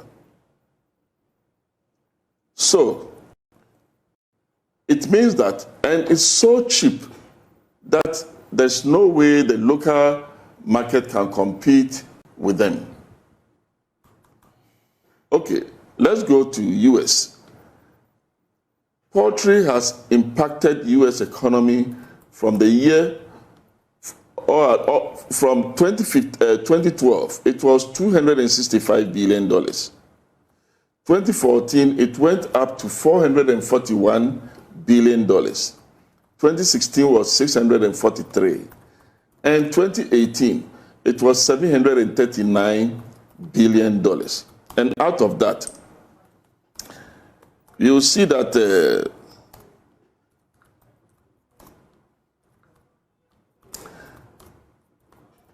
broiler production, they call it chicken. Chicken took about, I would say broiler. Broiler took about 75% of the total economic impact. Layer was about 6%, and turkey 18%. Now, it means that poultry is all about the broiler production. And this is where the EU and the Western world have taken over all the market by dumping their chicken on us at a very cheap price. My concern is that when you travel to any of the Western world, chicken is not as cheap as it is sold here when they bring it here. So I ask myself, what is the reason for that? That you've bought it, you've shipped it, you've paid duties on it, added your margin, and it's still very cheap, even from the country that you brought it. So it is very disturbing, and it has affected the poultry so much so that it has pushed all the poultry farmers to produce eggs. And now the challenging is seen all over. Poultry farmers in the country, about 80% are not in operation as we speak now. Right. So 11 months ago, I engaged Mr. Jay here, who is an industry player and who is actually the head of the association. 1%. We don't produce 1% of the poultry we consume. What a shame. 80% of poultry farmers, they've gone out of business. They are now doing egg. So when we begin this way, that we are going to stop the importation, are we being realistic? We are not, obviously. As you can see, 1%. How can you be realistic? You are not producing what you are banning. So the starting point for me would have been to incentivize those who produce these things, give them the necessary stimulus package and the support for them to be able to start producing these things and also to be competitive. And then you have some kind of a scaling down of stopping this importation while you basically increase the domestic, the domestic production. But if you don't do that, and you wake up one morning, a few weeks to Christmas, and you want to give people a miserable Christmas, by coming and saying that, look, we are banning these things because we want to be able to produce it. When you know it doesn't exist. One of the funny things that I even see... So there's going to be a restriction on the importation, yes, not a ban. Well, that is even the problematic. If we are serious as a country and we want to stop these things, then as we scale up domestically, then we put a total ban and we'll continue to scale up. But if you now give in to this corruption window of basically getting an import permit to be able to bring these things in, who are those going to get those import permits and those who are not going to get it? This is where the problem is. And the minister has so much powers. If you are going to need to import these selected strategic products, the permit that you need to apply for, you state your business name, your tax identification number, your headquarters address, your PO box, your telephone number, fax number, electronic email, sounds website. Like something in the 60s. What's wrong with that? Advance notification of plan to import selected strategic product. Product to be imported, you name it. Quantity to be imported in metric tons. Estimated value to be imported. Name and source of the supply. Location of source of supply. The grade of selected strategic product to be imported, if any. Then ownership and location of the business. You must state the name and the nationality of the owners, names of the directors and partners. Oh, interesting. Names and directors of the partners of the company that's going to... Why do you want to know them? Does that feed into why they are suspecting you want to give it to party people? Names of the directors of the partners, shareholders, percentage of owners, exact location of the business, number of employees, contact person, and so on.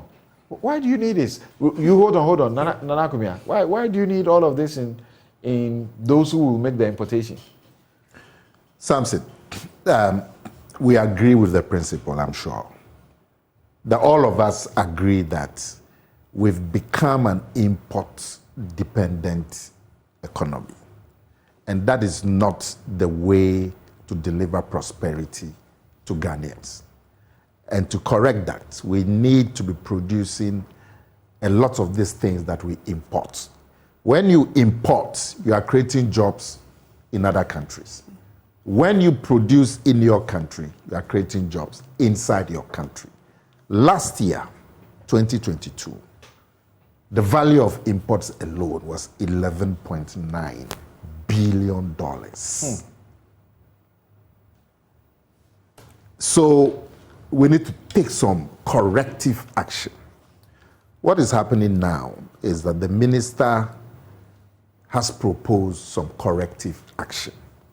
He's saying that we need to restrict the importation of about 23 items. There's one item there that I'm a little unsure about, sugar, because as far as I know, we don't have any productive capacity. Okay, again, let's run through the items. Rice, guts, bladders and stomach of animals, poultry, animal and vegetable oil, margarine, fruit juices, soft drink, mineral water, noodles and pasta, ceramic tiles, corrugated paper and paper board, mosquito coil and insecticide, soaps and detergents, motor cars, iron and steel, cement, polymers, plastic and plastic products, fish, sugar, clothing and apparel, biscuits, canned tomatoes, 22. Yes. So the level of importation alone, over 11 billion, shows us that there's a huge domestic local market, which we are not meeting. The minister is proposing that we, as part of the measures to meet this big domestic market, we need to restrict the importation that is coming in. That is the principle. The minister needs to let us know how much productive capacity that we have on each of these 22 or 23 items. Rice, what is the demand? What is our productive capacity? What will be the effect of restriction on imports, on price? Poultry, what is it? Yamadia, stomach things. What is the capacity? as against the demand. Can we meet it? Because if you don't meet it, prices will go up and people will suffer.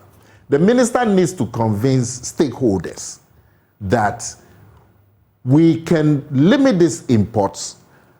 Our productive capacity can meet the gap that will be filled, and it will create jobs and so on.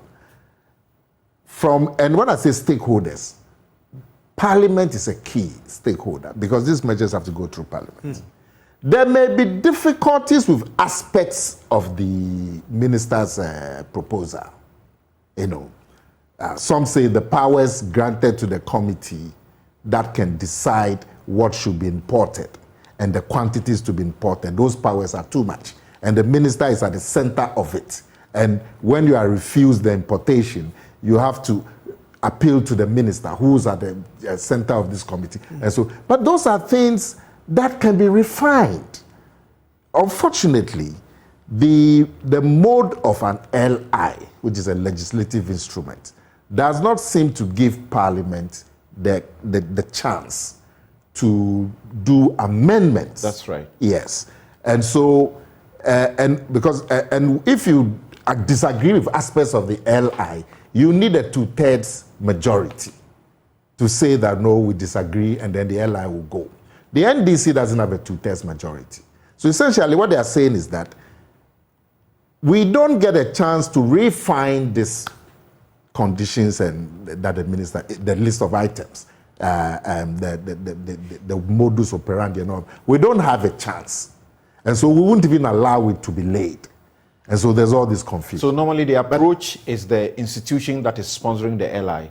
They deal with that institution, give all their inputs, and then they bring an LI that is favorable to everybody. Then it goes in for the 21 to everybody. Days. So it seems, and so what you've done is go around this problem of LI. But if it's an act, then when it comes to Parliament, there will be public hearings, there will be 3-4 stages: first reading, second reading, third reading, and all of that. So it gives Parliament a chance to modify it. With the LI, it doesn't give Parliament a chance. The rules say you lay it, if you disagree, vote by 2/3. You don't have 2/3. So that is the problem. And they've tried to go around it by having what you call the pre-something conference, pre-laying conference. Yeah. At the pre-laying conference, the minister would justify the issues presented in the LI, issues about capacity, issues about pricing, issues about the restriction and all of that. You obviously haven't gotten that opportunity. We should be able to go back. For me, personally, I believe that because it's so close to Christmas, even if we get this done, it will be after, because 21 days would take us through December anyway. Yeah. But we should go back. Stakeholders who believe they haven't been consulted and they have an input, let's engage them, including Parliament, including the minister gives the impression that there has been extensive consultation. They've consulted traders, they've consulted the manufacturers, they've consulted customs people, everybody. But then people are coming out to say, we don't know about it, we disagree, particularly the traders in the form of GUTA, the Ghana Union of Trade. The manufacturers, I'm sure, are quite happy because it presents opportunity for them to operate 24 hours. But the traders believe that they may be shortchanged and all their business can be affected if there is no local capacity and all of that. Let's engage everybody else. And some of these things, the engagement should be public.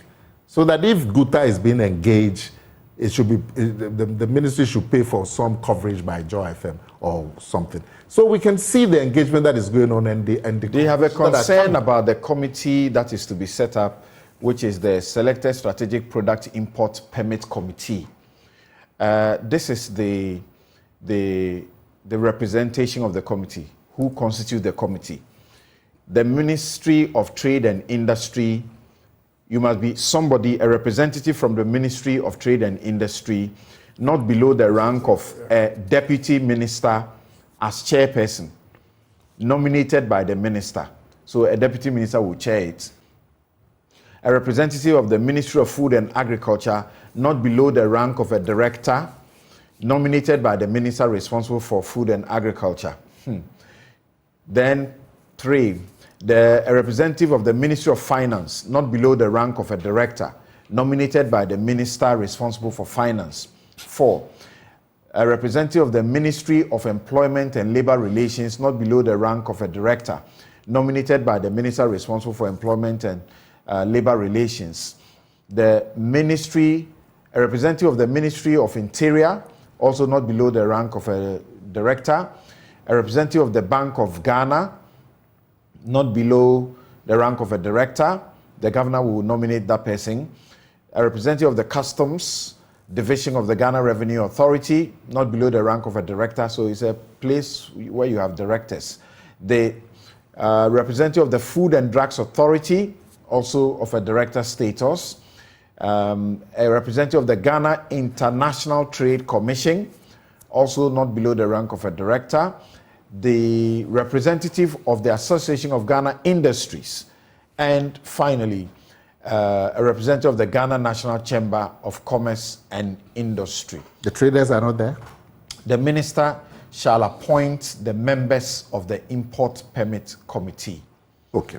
So there has been an issue raised with the committee that if you are not careful, you are just going to create an opportunity for the committee members to enrich themselves, and that they would engage in crony capitalism, where you have to know people there. So instead of looking at the issues objectively, they will look at it on who you know basis, lobbying, and all of that. These are genuine fears. We've had instances in this country where import regimes were set up, and they became an avenue for rent seeking. Mm-hmm. Yes, so it's genuine, but we need to engage to see how we can improve it. Because we agree that the level of importation into this country, and the gentleman that you spoke to earlier was even talking about dumping. Dumping is the killer. It kills your country.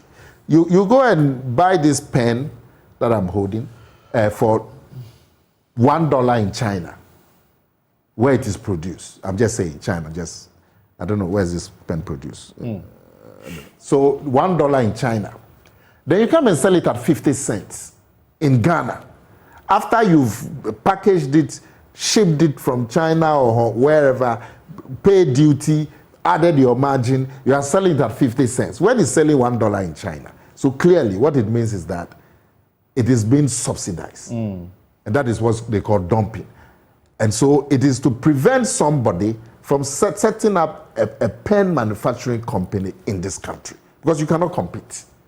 Because the Chinese government is subsidizing the Chinese company, and they are selling it at 50 cents in Ghana when they are selling it at $1 in China. So they are subsidized. And that will kill. Nobody will set up a pen factory.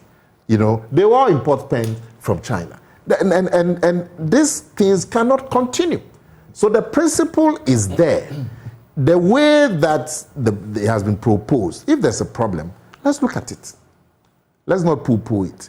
And like I said, you need to be able to show that the electricity is available if companies are going to ramp up production to meet this 11 billion import bill in all these 22 items. You need to show that electricity is available. You need to show that credit is available. You need to show that, look, a simple thing like traffic congestion can create 24-hour economy. There was one company that produces Blue Skies.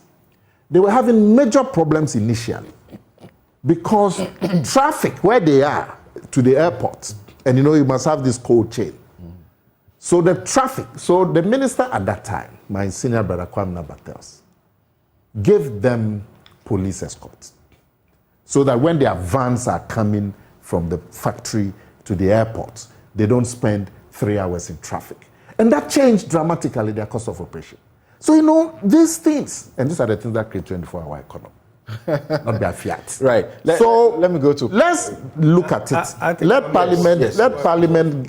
the minister take it easy, engage Parliament, go back, because this thing, the impact, the potential impact on Ghanaian industry and the Ghana is so huge that if there's a little problem about consultation, let's take our time, go back, engage everybody else again, because we are on the same side on this. I mean, no political party or no organization is happy that we are such an import-dependent economy.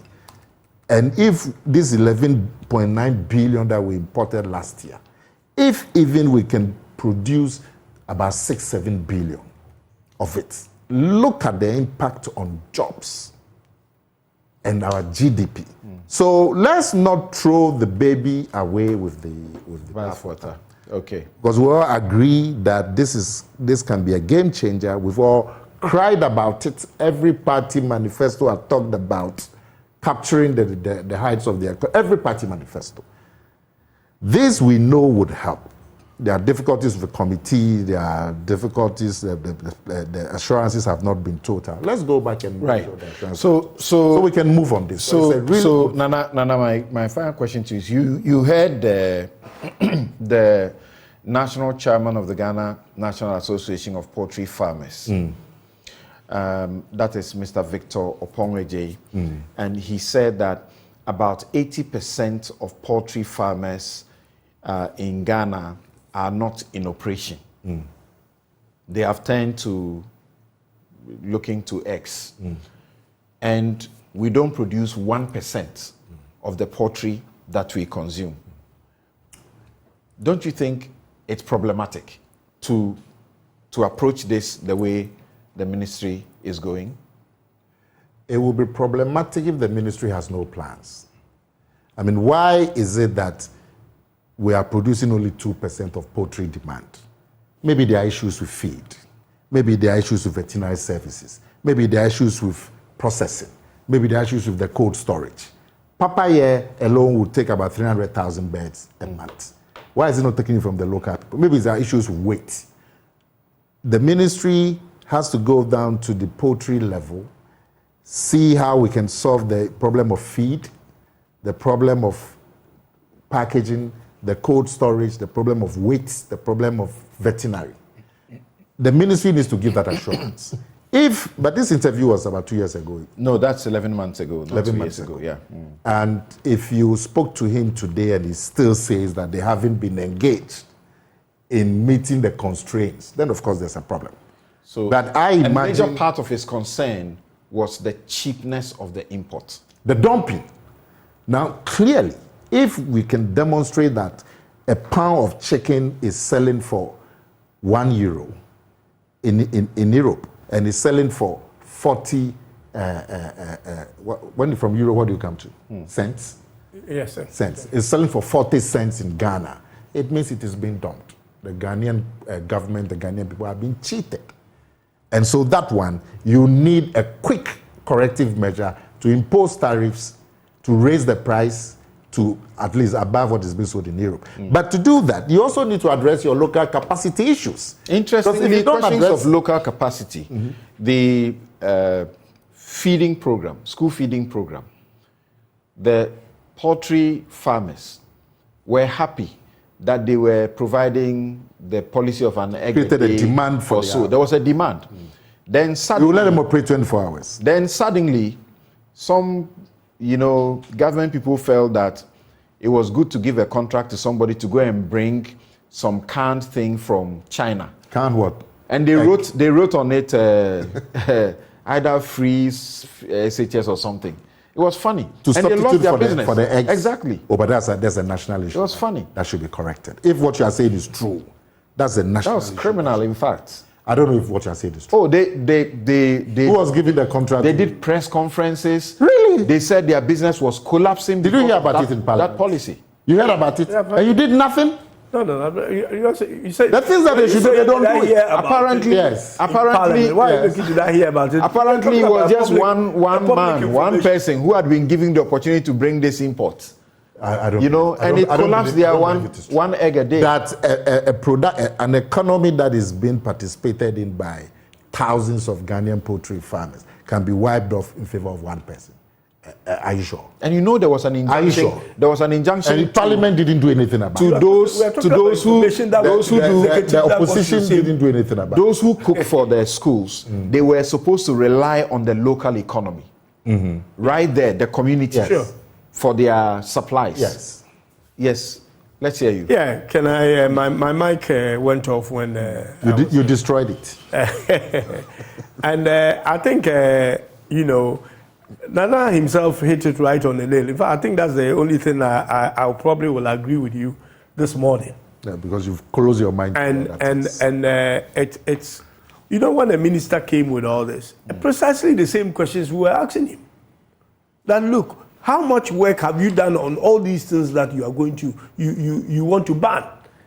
What data do you have in terms of how much of this are we producing here and how much of this is coming from outside? And where is the capacity? If we should, you know, close the doors in bringing these things in, how are we going to survive in terms of prices and all that? Because you know these things are going to lead into, you know, and rightly, is this a right policy with about a month to Christmas? You're going to create a lot of problems. So, Minister, let's take our time, go through this, provide us a data on where we stand on all this, so that we can fashion our proper ally, you know, that will be scaling up local production and be shutting the door, you know. There are issues about incentives that we have talked about here.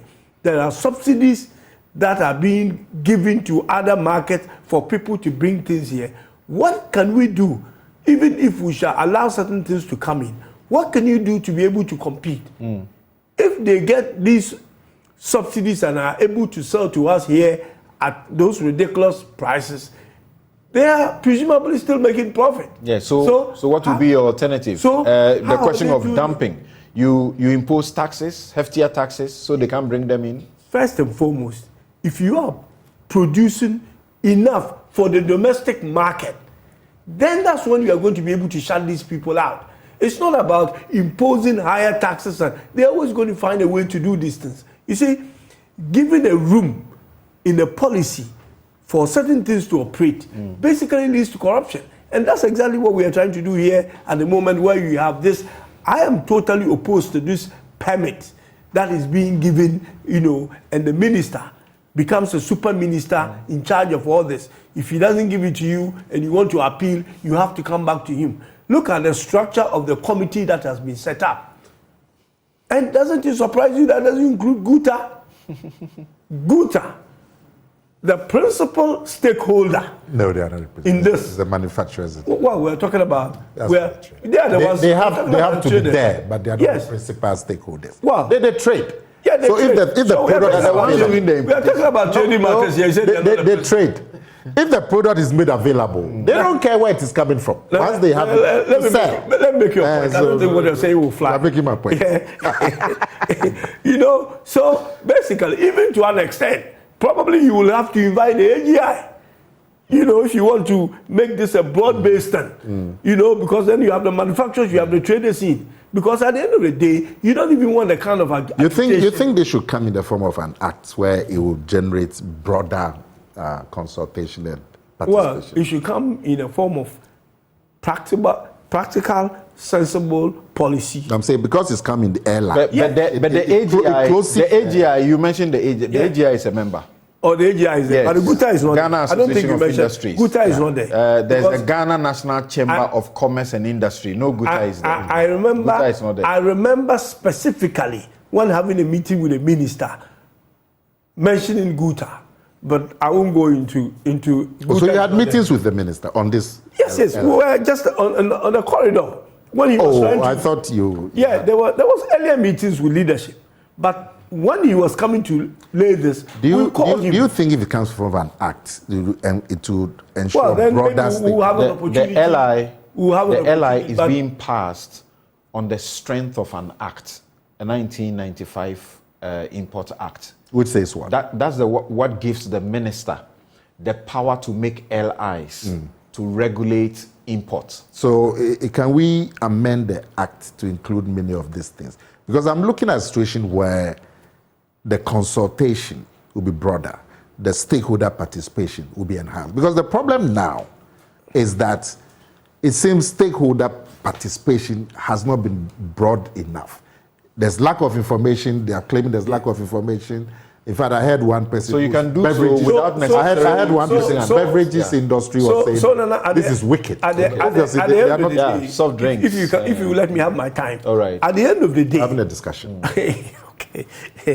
All right. I will just make my point without going back into what saying. You know, at the end of the day, all these things that we are we are talking about makes this airline a premature.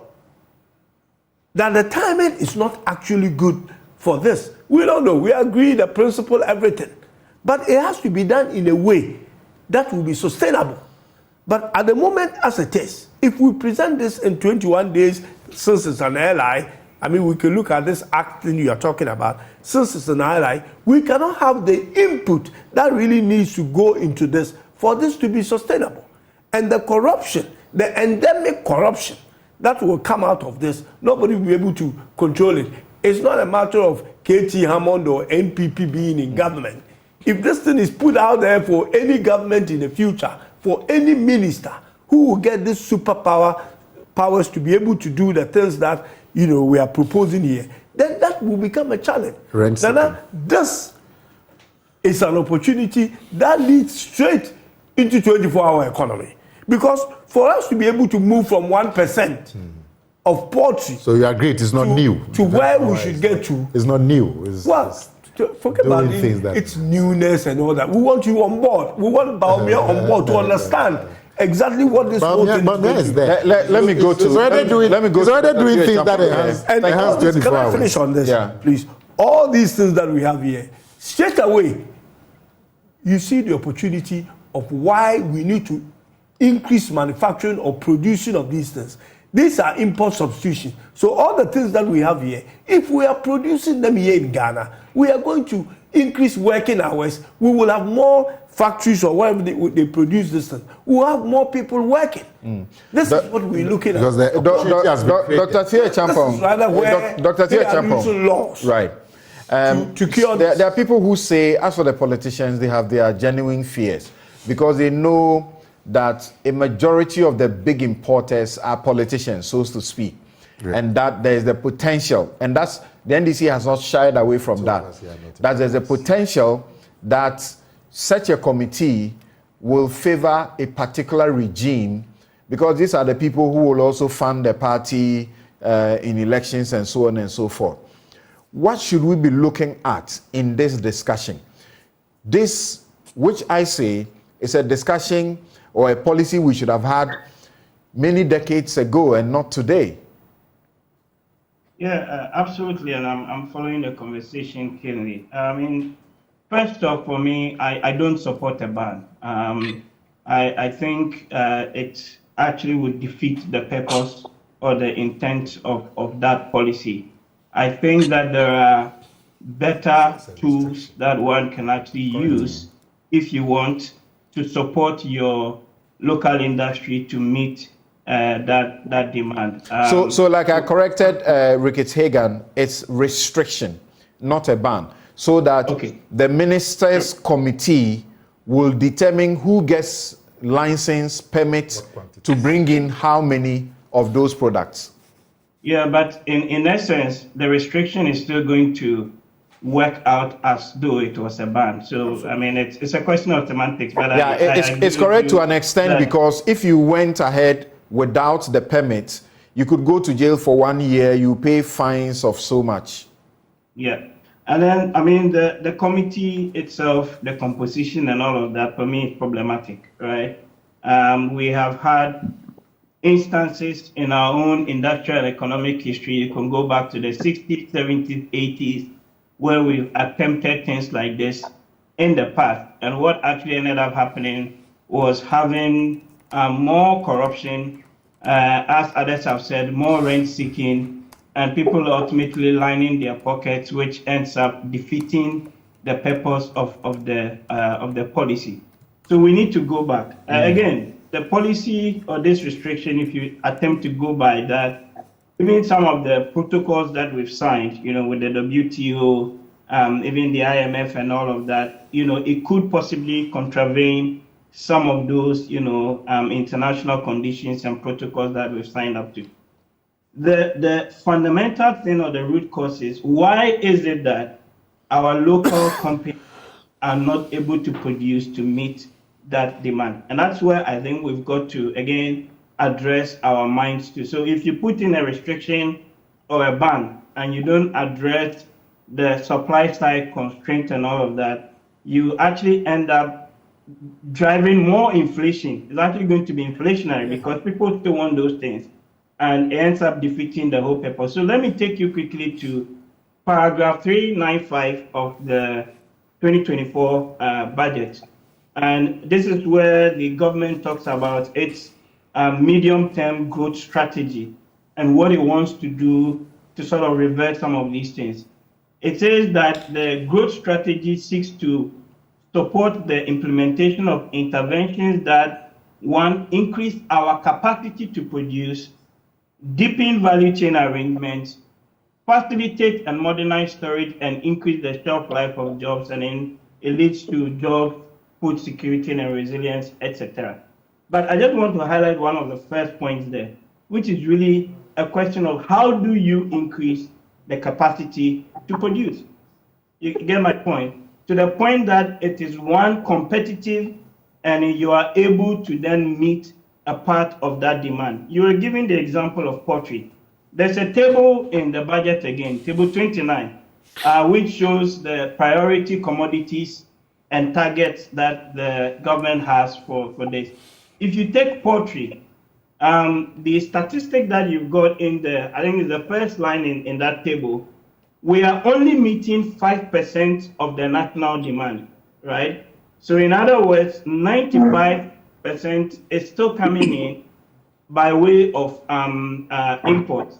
And by 2023, 2024, the expectation is that you move this thing up to about 20% of the demand. So if you even impose a restriction and your local people are still, according to the government's own projections, only going to do about 20% of the demand, then where is that extra 80 going to come from? You are still going to end up actually causing a much worse or deeper problem than you're trying to correct. The same thing with tomato. You can see again in that table.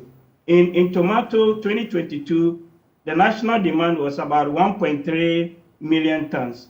Local production is 468,000, right? Tons. So again, you are meeting only about 40% of that market. So if you try to impose these restrictions, while you don't fundamentally address the issue of the capacity to produce, that many of our firms are not able to compete. One, the dumping factor is there, but also you have internal factors that are constraining them. So you've got issue of killer taxes, you've got issue of high cost. They go to the bank, they have to borrow, and you're talking 35% plus interest rates.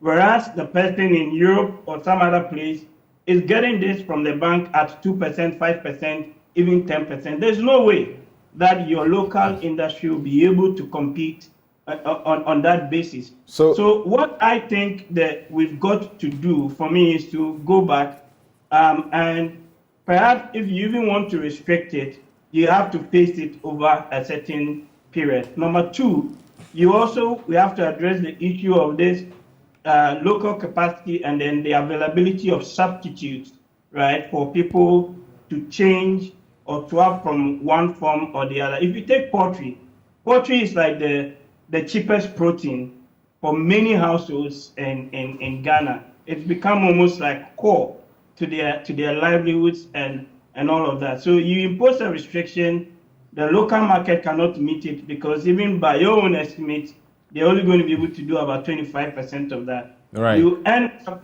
having to drive up inflation. Look at the inflation basket. A bigger chunk of it is coming by way of food inflation. And that, again, is something that, in my view, we cannot address this policy with it in a rather sort of... There's an economist who suggests that we could, to avoid the dumping situation that we have raised also, and how, because dumping means these goods are so cheap and we all run to them instead of the local produce, the government can impose heavy taxes on these imports and use the revenue directly to support local producers? Yeah, I mean, that's one of the trade policy tools that is available under even, the WTO protocols. That often you use tax policy tools so you can hike up or increase the tariffs at the ports, or you can even use other what we call non-trade barriers. And the Europeans actually use this a lot against us if you want to even export things like mangoes and things where they say, your banana or mango is not a particular size, it's not this and it's not that, and therefore you cannot bring it into the market. So he's very right on that. But that is only, in my view, a temporary measure. The more sustainable medium to long-term measure comes back to what you have to do to increase the local capacity to produce. So if your poultry farmers cannot get feed, if your poultry farmers don't have substitute for maize or the brand, and they still have to, again, spend millions of dollars or cedis to still import these things in, and they have to pay extraordinarily high cost on those things, then it doesn't matter the restrictions that you impose. You're still going to have an issue where it's actually going to end up, again, driving inflation. And my worry is the committee, just a quick one to land. On the committee, we've seen this in the past. There's a potential for catalyzation, there's a potential for monopolies to be created, and this ultimately creates more inefficiencies, and we end up being the worst for it as a country. So the policy needs a real. Let me go to John Awuni, and he's Executive Chairman, Food and Beverages Association of Ghana, FABAG. So we understand you are not excited as this. The consultation we are told about extensive. Were you not involved? Why are you not excited that there will be opportunity for local production rather than importation? These days, the sort of soft drinks, juices you see on the market from abroad, some of them are responsible for our bad health.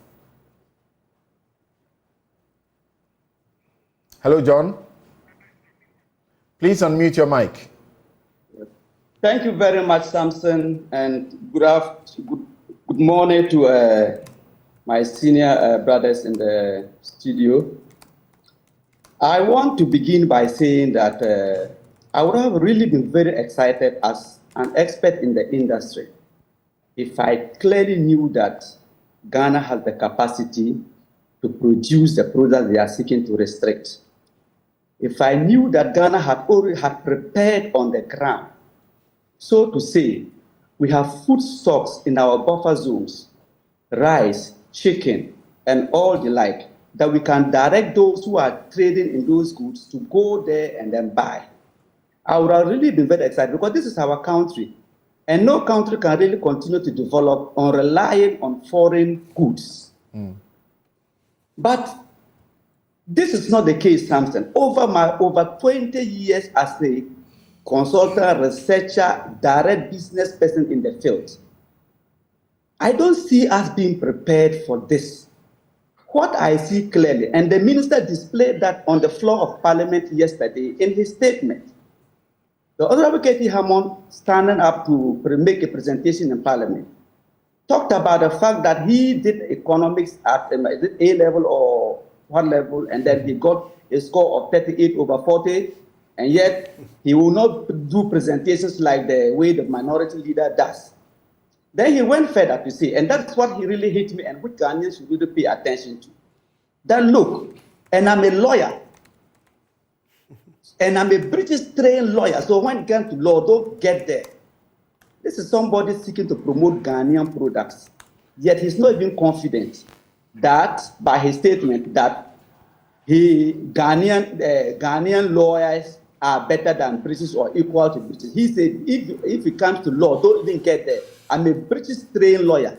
You're on your feet, trying to convince your fellow citizens to patronize locally produced goods, local lawyers, local doctors, local rice, local chicken, local fruit juice.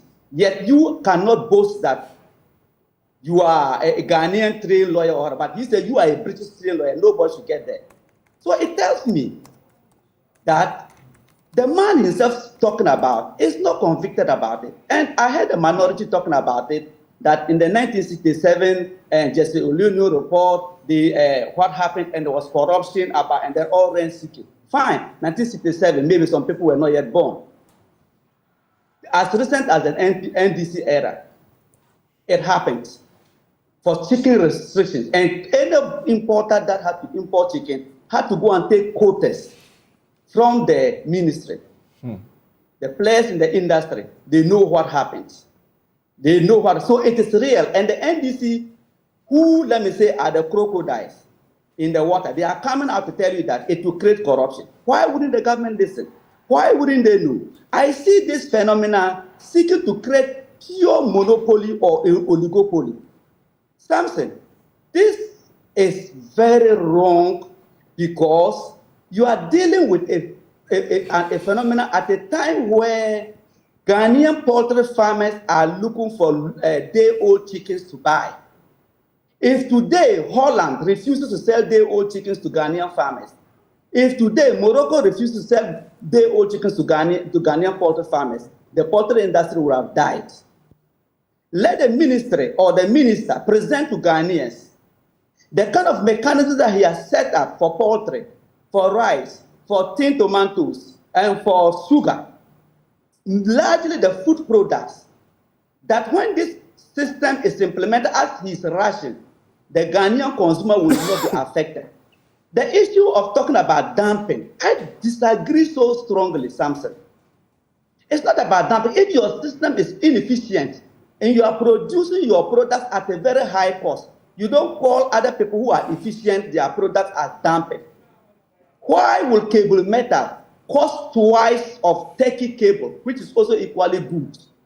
Why will local chicken, 10 kilos, cost about 1,000 cedis compared to imported chicken that comes with a heavy tax as much as 65% and sometimes 100% taxes on them, cost at 360 cedis for 10 kilos? Why will a bag of rice landed cost at 400 cedis, at the retail end 700 cedis, 750 cedis? Cost at that much. Imported local rice. I was the president of Ghana Rice in the profession for almost 8 years. In the early 2000s. Nowhere in this country have I not been to. I am not speaking theory. I am speaking on the ground, and let anybody who also say he's well versed put data aside, put documents aside. Let's go on the practical. Let's go and answer why IPO farmers are not doing well.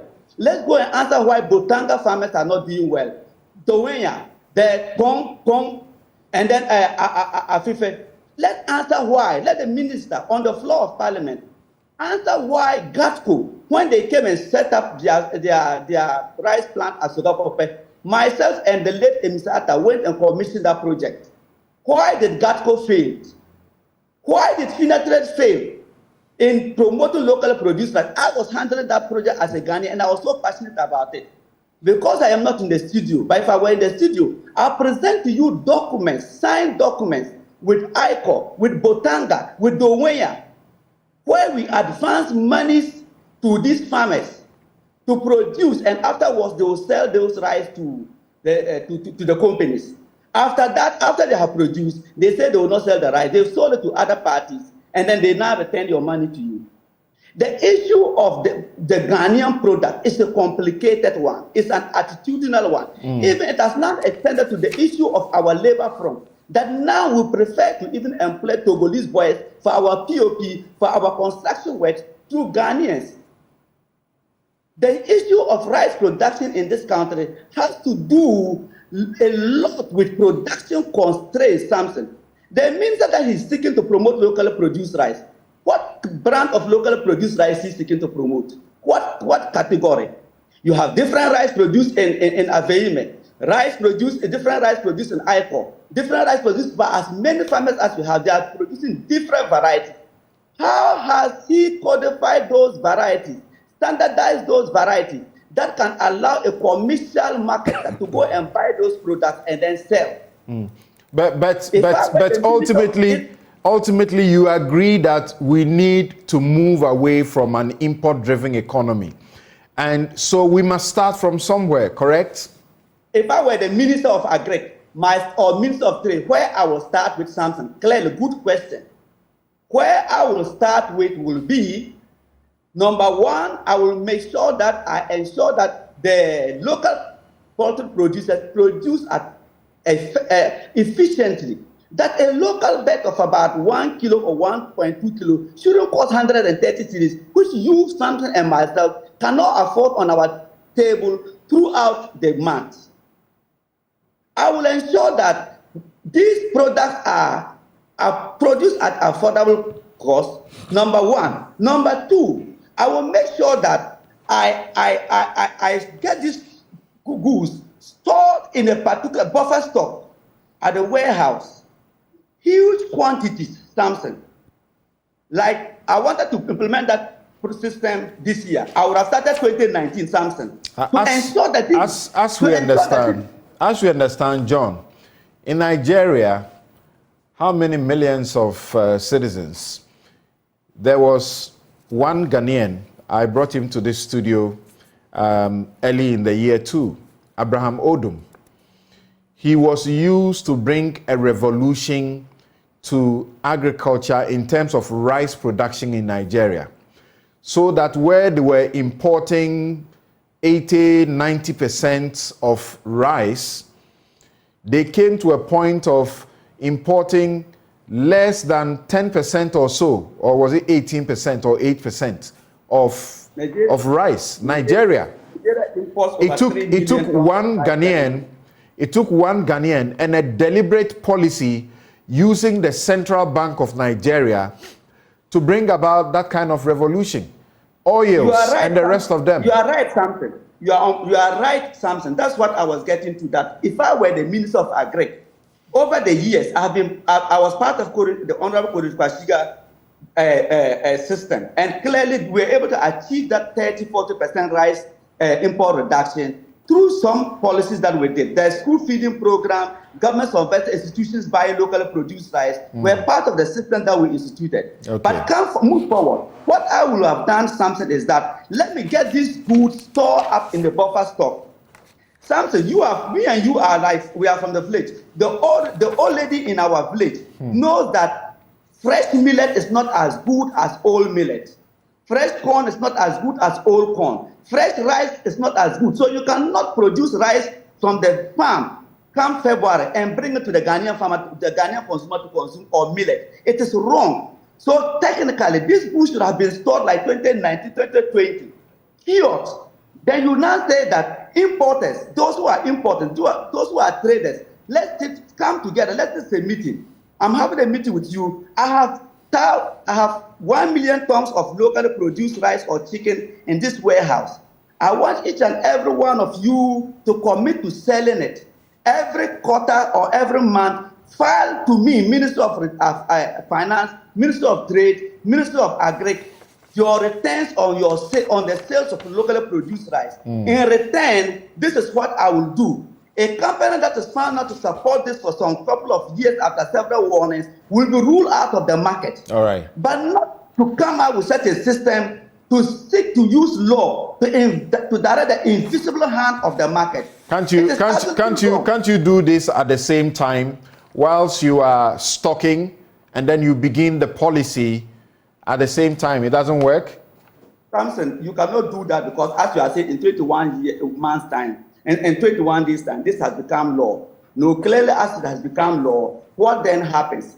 It's a government that has not prepared on the ground. And what they are seeking now to do is going to push prices up. All right. You clearly have were you not consulted? Samson, the Food and Beverages Association is the biggest stakeholder in this, not even to talk about Buta when it comes to maybe some of the other products, but when it comes to food products, we are the people who deal with the economy. No, Buta are traders. Buta buy from the food and were you consulted, John? And distributed. I wasn't part of any meeting. I'm not aware. Even in the studio, as you are talking about, everybody's talking about include Buta. The major players that are in there have not been included. And in the past, due to my expertise in this industry, former ministers used to invite me to be part. In 2001, the Honorable Peres Kasiga called me. When it came to Honorable Kwesi Ahoy, he invited me. Akumbo, he invited. So I've been part of because of my expertise. Okay. All right. Thank you, John. John, thank you very much for your insights. And there's a professor in the United States who says the last import restriction law created the cheat system, hoarding, profiteering, and bottom power, collectively called Kalabule. Do you remember? He says the year. I suppose you know who he's talking once he signs off with the year. We'll take a quick break. We'll be right back. This is Newsfile. You're welcome back. This is Newsfile. It's your most authoritative news analysis platform. My guest, Dr. Theo Echampong, economist and political risk analyst. Kweku George Ricketts Hagan is MP, Cape Coast South, and former Deputy Finance Minister. Nana Akumia is member, New Patriotic Party Communications. John Awune. John Awune is Executive Chairman, Food and Beverages Association of Ghana. Share a few of your messages with you, and then I'll take just a minute's wrap. Then we can save some 2 minutes each for the Speaker's Bungalow matter, whether it is an attempted sale that's been botched or it was a false alarm. We have heard of civil servants, doctors, and several other people who say they will be living in their bungalows and suddenly some developer will come and say, we are supposed to move you out. I remember not too long ago, there was this judge who private developers asked him to move out of his residence. He didn't seem to bother because he knew that was a state property that he was occupying. And they started demolishing and rebuilding right in his face. Then he had no option than to move. This one says the imposition of import restriction are very insufficient ways of supporting the domestic firms, and this is confirmed in the trade literature. What we need is to estimate our domestic capacity, and then we use non-tariff measures to control the shortage that can't be produced here. That is how to do it. We should not repeat the mistakes of the past. Support the domestic firms to be competitive before you restrict. Bad policy being considered now. What is being tabled by the minister is ill-informed and will cause more price increases. It will mask the inefficiencies of our domestic producers who I am setting are inefficient because of the high cost of business environment they operate in. That policy is laughable. I mean, how? Ghana should use trade and other policy to reduce the cost of trading and business in Ghana. Once our domestic firms are efficient, we can then estimate their capacity, and then the rest we can use non-tariff measures to restrict the imports. And these are the thoughts of Professor Ebo Texan of the University of Ghana Economics Department. Do you realize that the committee, there's some academic, economist on it? Interesting. Right. This one says, some of the messages, please, let's be decent about them. That's what we are doing. We're looking at how to develop. A basic understanding of economics will show that the ban or restriction policy will only lead to high prices and corruption, and citizens will suffer. All government needs is to ensure that all schools and government entities, example, army, police, and so on, only use local produce. That alone will generate more than enough demand for the local producers. That's how to start self-sufficiency. That's from Kofi Bentel. Buffalo is a big guy who supplies us tires. He says that it is really sad the way we sometimes do things in this country. If we ban the poultry importation now, how do we feed our populace? What stops the government from engaging our poultry farmers and helping them to be able to produce enough for their populace? It's really sad the way we treat our own. I am an entrepreneur and I know how you suffer to let your business grow in Ghana here. God save us. Kwame Frimpong, aka Buffalo. Thanks for your message. Mark in the US of A says, me thinks it's a way of making our ministers as powerful as the French do. Ministers in Francophone countries have that kind of authority. This is not so in the Anglophone countries and must be looked at again. I thought the Dufiasem concept was started by the NDC. It shouldn't be only in international affairs. We must grow and produce what we eat. Our time is running out, but you have interesting messages that I wish I can share even more. Frank Addison says, we signed economic partnership agreement with the EU to open up our market for European goods and services. Can we really ban imports without reviewing the EPA? That's also a good question. There are many more of you with your messages. This show is brought to you by the kind sponsorship of Bank of Africa, as strong as a group and close as a partner. MTN, everywhere you go. Ashesi University, educating ethical and entrepreneurial leaders for Africa. Robert & Sons Optical Services, your comprehensive eye care service provider for 31 years. Duraplus, producers of quality PVC and HDPE pipes and water tank. Where Duraplus goes, water flows. DBS Industries, roofing, Papa Fie. My Way, dial *165# on MTN to join My Way today. That's smart insurance. Syntex tanks, it's strong, it's tough, and Flamingo paints, simply superior. Snitch Seed, that's self-employed enrollment drive. You don't have to work in government or some formal system to contribute to SNIT and save for old age or later.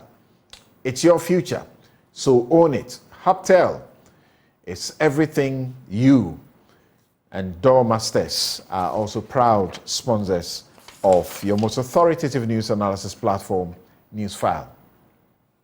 We've got only 5 minutes. We can't talk about the speaker's mansion, can we? The speaker's residence, redevelopment, 1 minute. Redevelopment sort of policy now leading to people being removed from their homes like that. We are not supporting the people who are working for us. What's going on? Yes, what do you have to say about the speaker's issue? Well, I think that we know what is going on in this country, or what we are hearing of government lands, being sold left, right, left, and center. It's not an issue of today.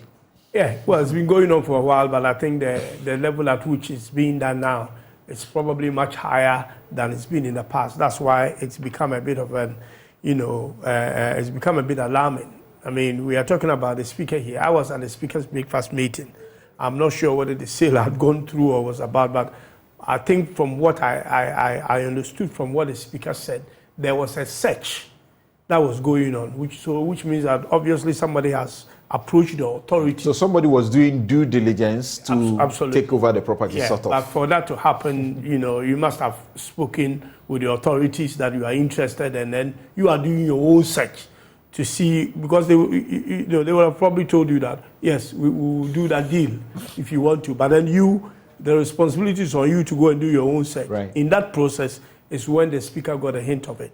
So I don't know whether that is a sale or a pre-sale or whatever it was. But I think the issue you did mention, civil servants, military officers are here, senior officers, properties being, people are doing search on them and all that, property developers, who is actually giving these people this kind of opportunity. So should the speaker hear of a rumor and throw all of us into that rumor? Because it appears that's what he had. I think he was referring to something. I think it was done in perspective. You will have to listen to the whole thing. But then the media always want, a sensational story. So this, I think, sell newspapers, and in these days I don't even know how many people buy newspapers. But then it gets people to open their computers and their phones. So I guess that's what happened. But so the Works and Housing Ministry says, look, we are not in a position to even sell the Speaker's residence to start with. Then the Lands Commission also come to say the Speaker's house is not on sale to a private developer, and the Speaker says, I didn't say it has been sold. Yes, exactly. What do you make of what the Speaker? Well, Samson, clearly the supposed sale of the Speaker's residence is a case of a mistaken location. Yes, because obviously nobody in their right mind, whether the buyer or the seller, would attempt to sell the official residence of the Speaker of Parliament. So for it to even happen means there's mistaken location. Somebody saw the building and saw the surrounding buildings have been sold and developed according to the plan, and said, oh, but this one is left. And they started making inquiries and so on. Then got to know that, oh, this is not part of it.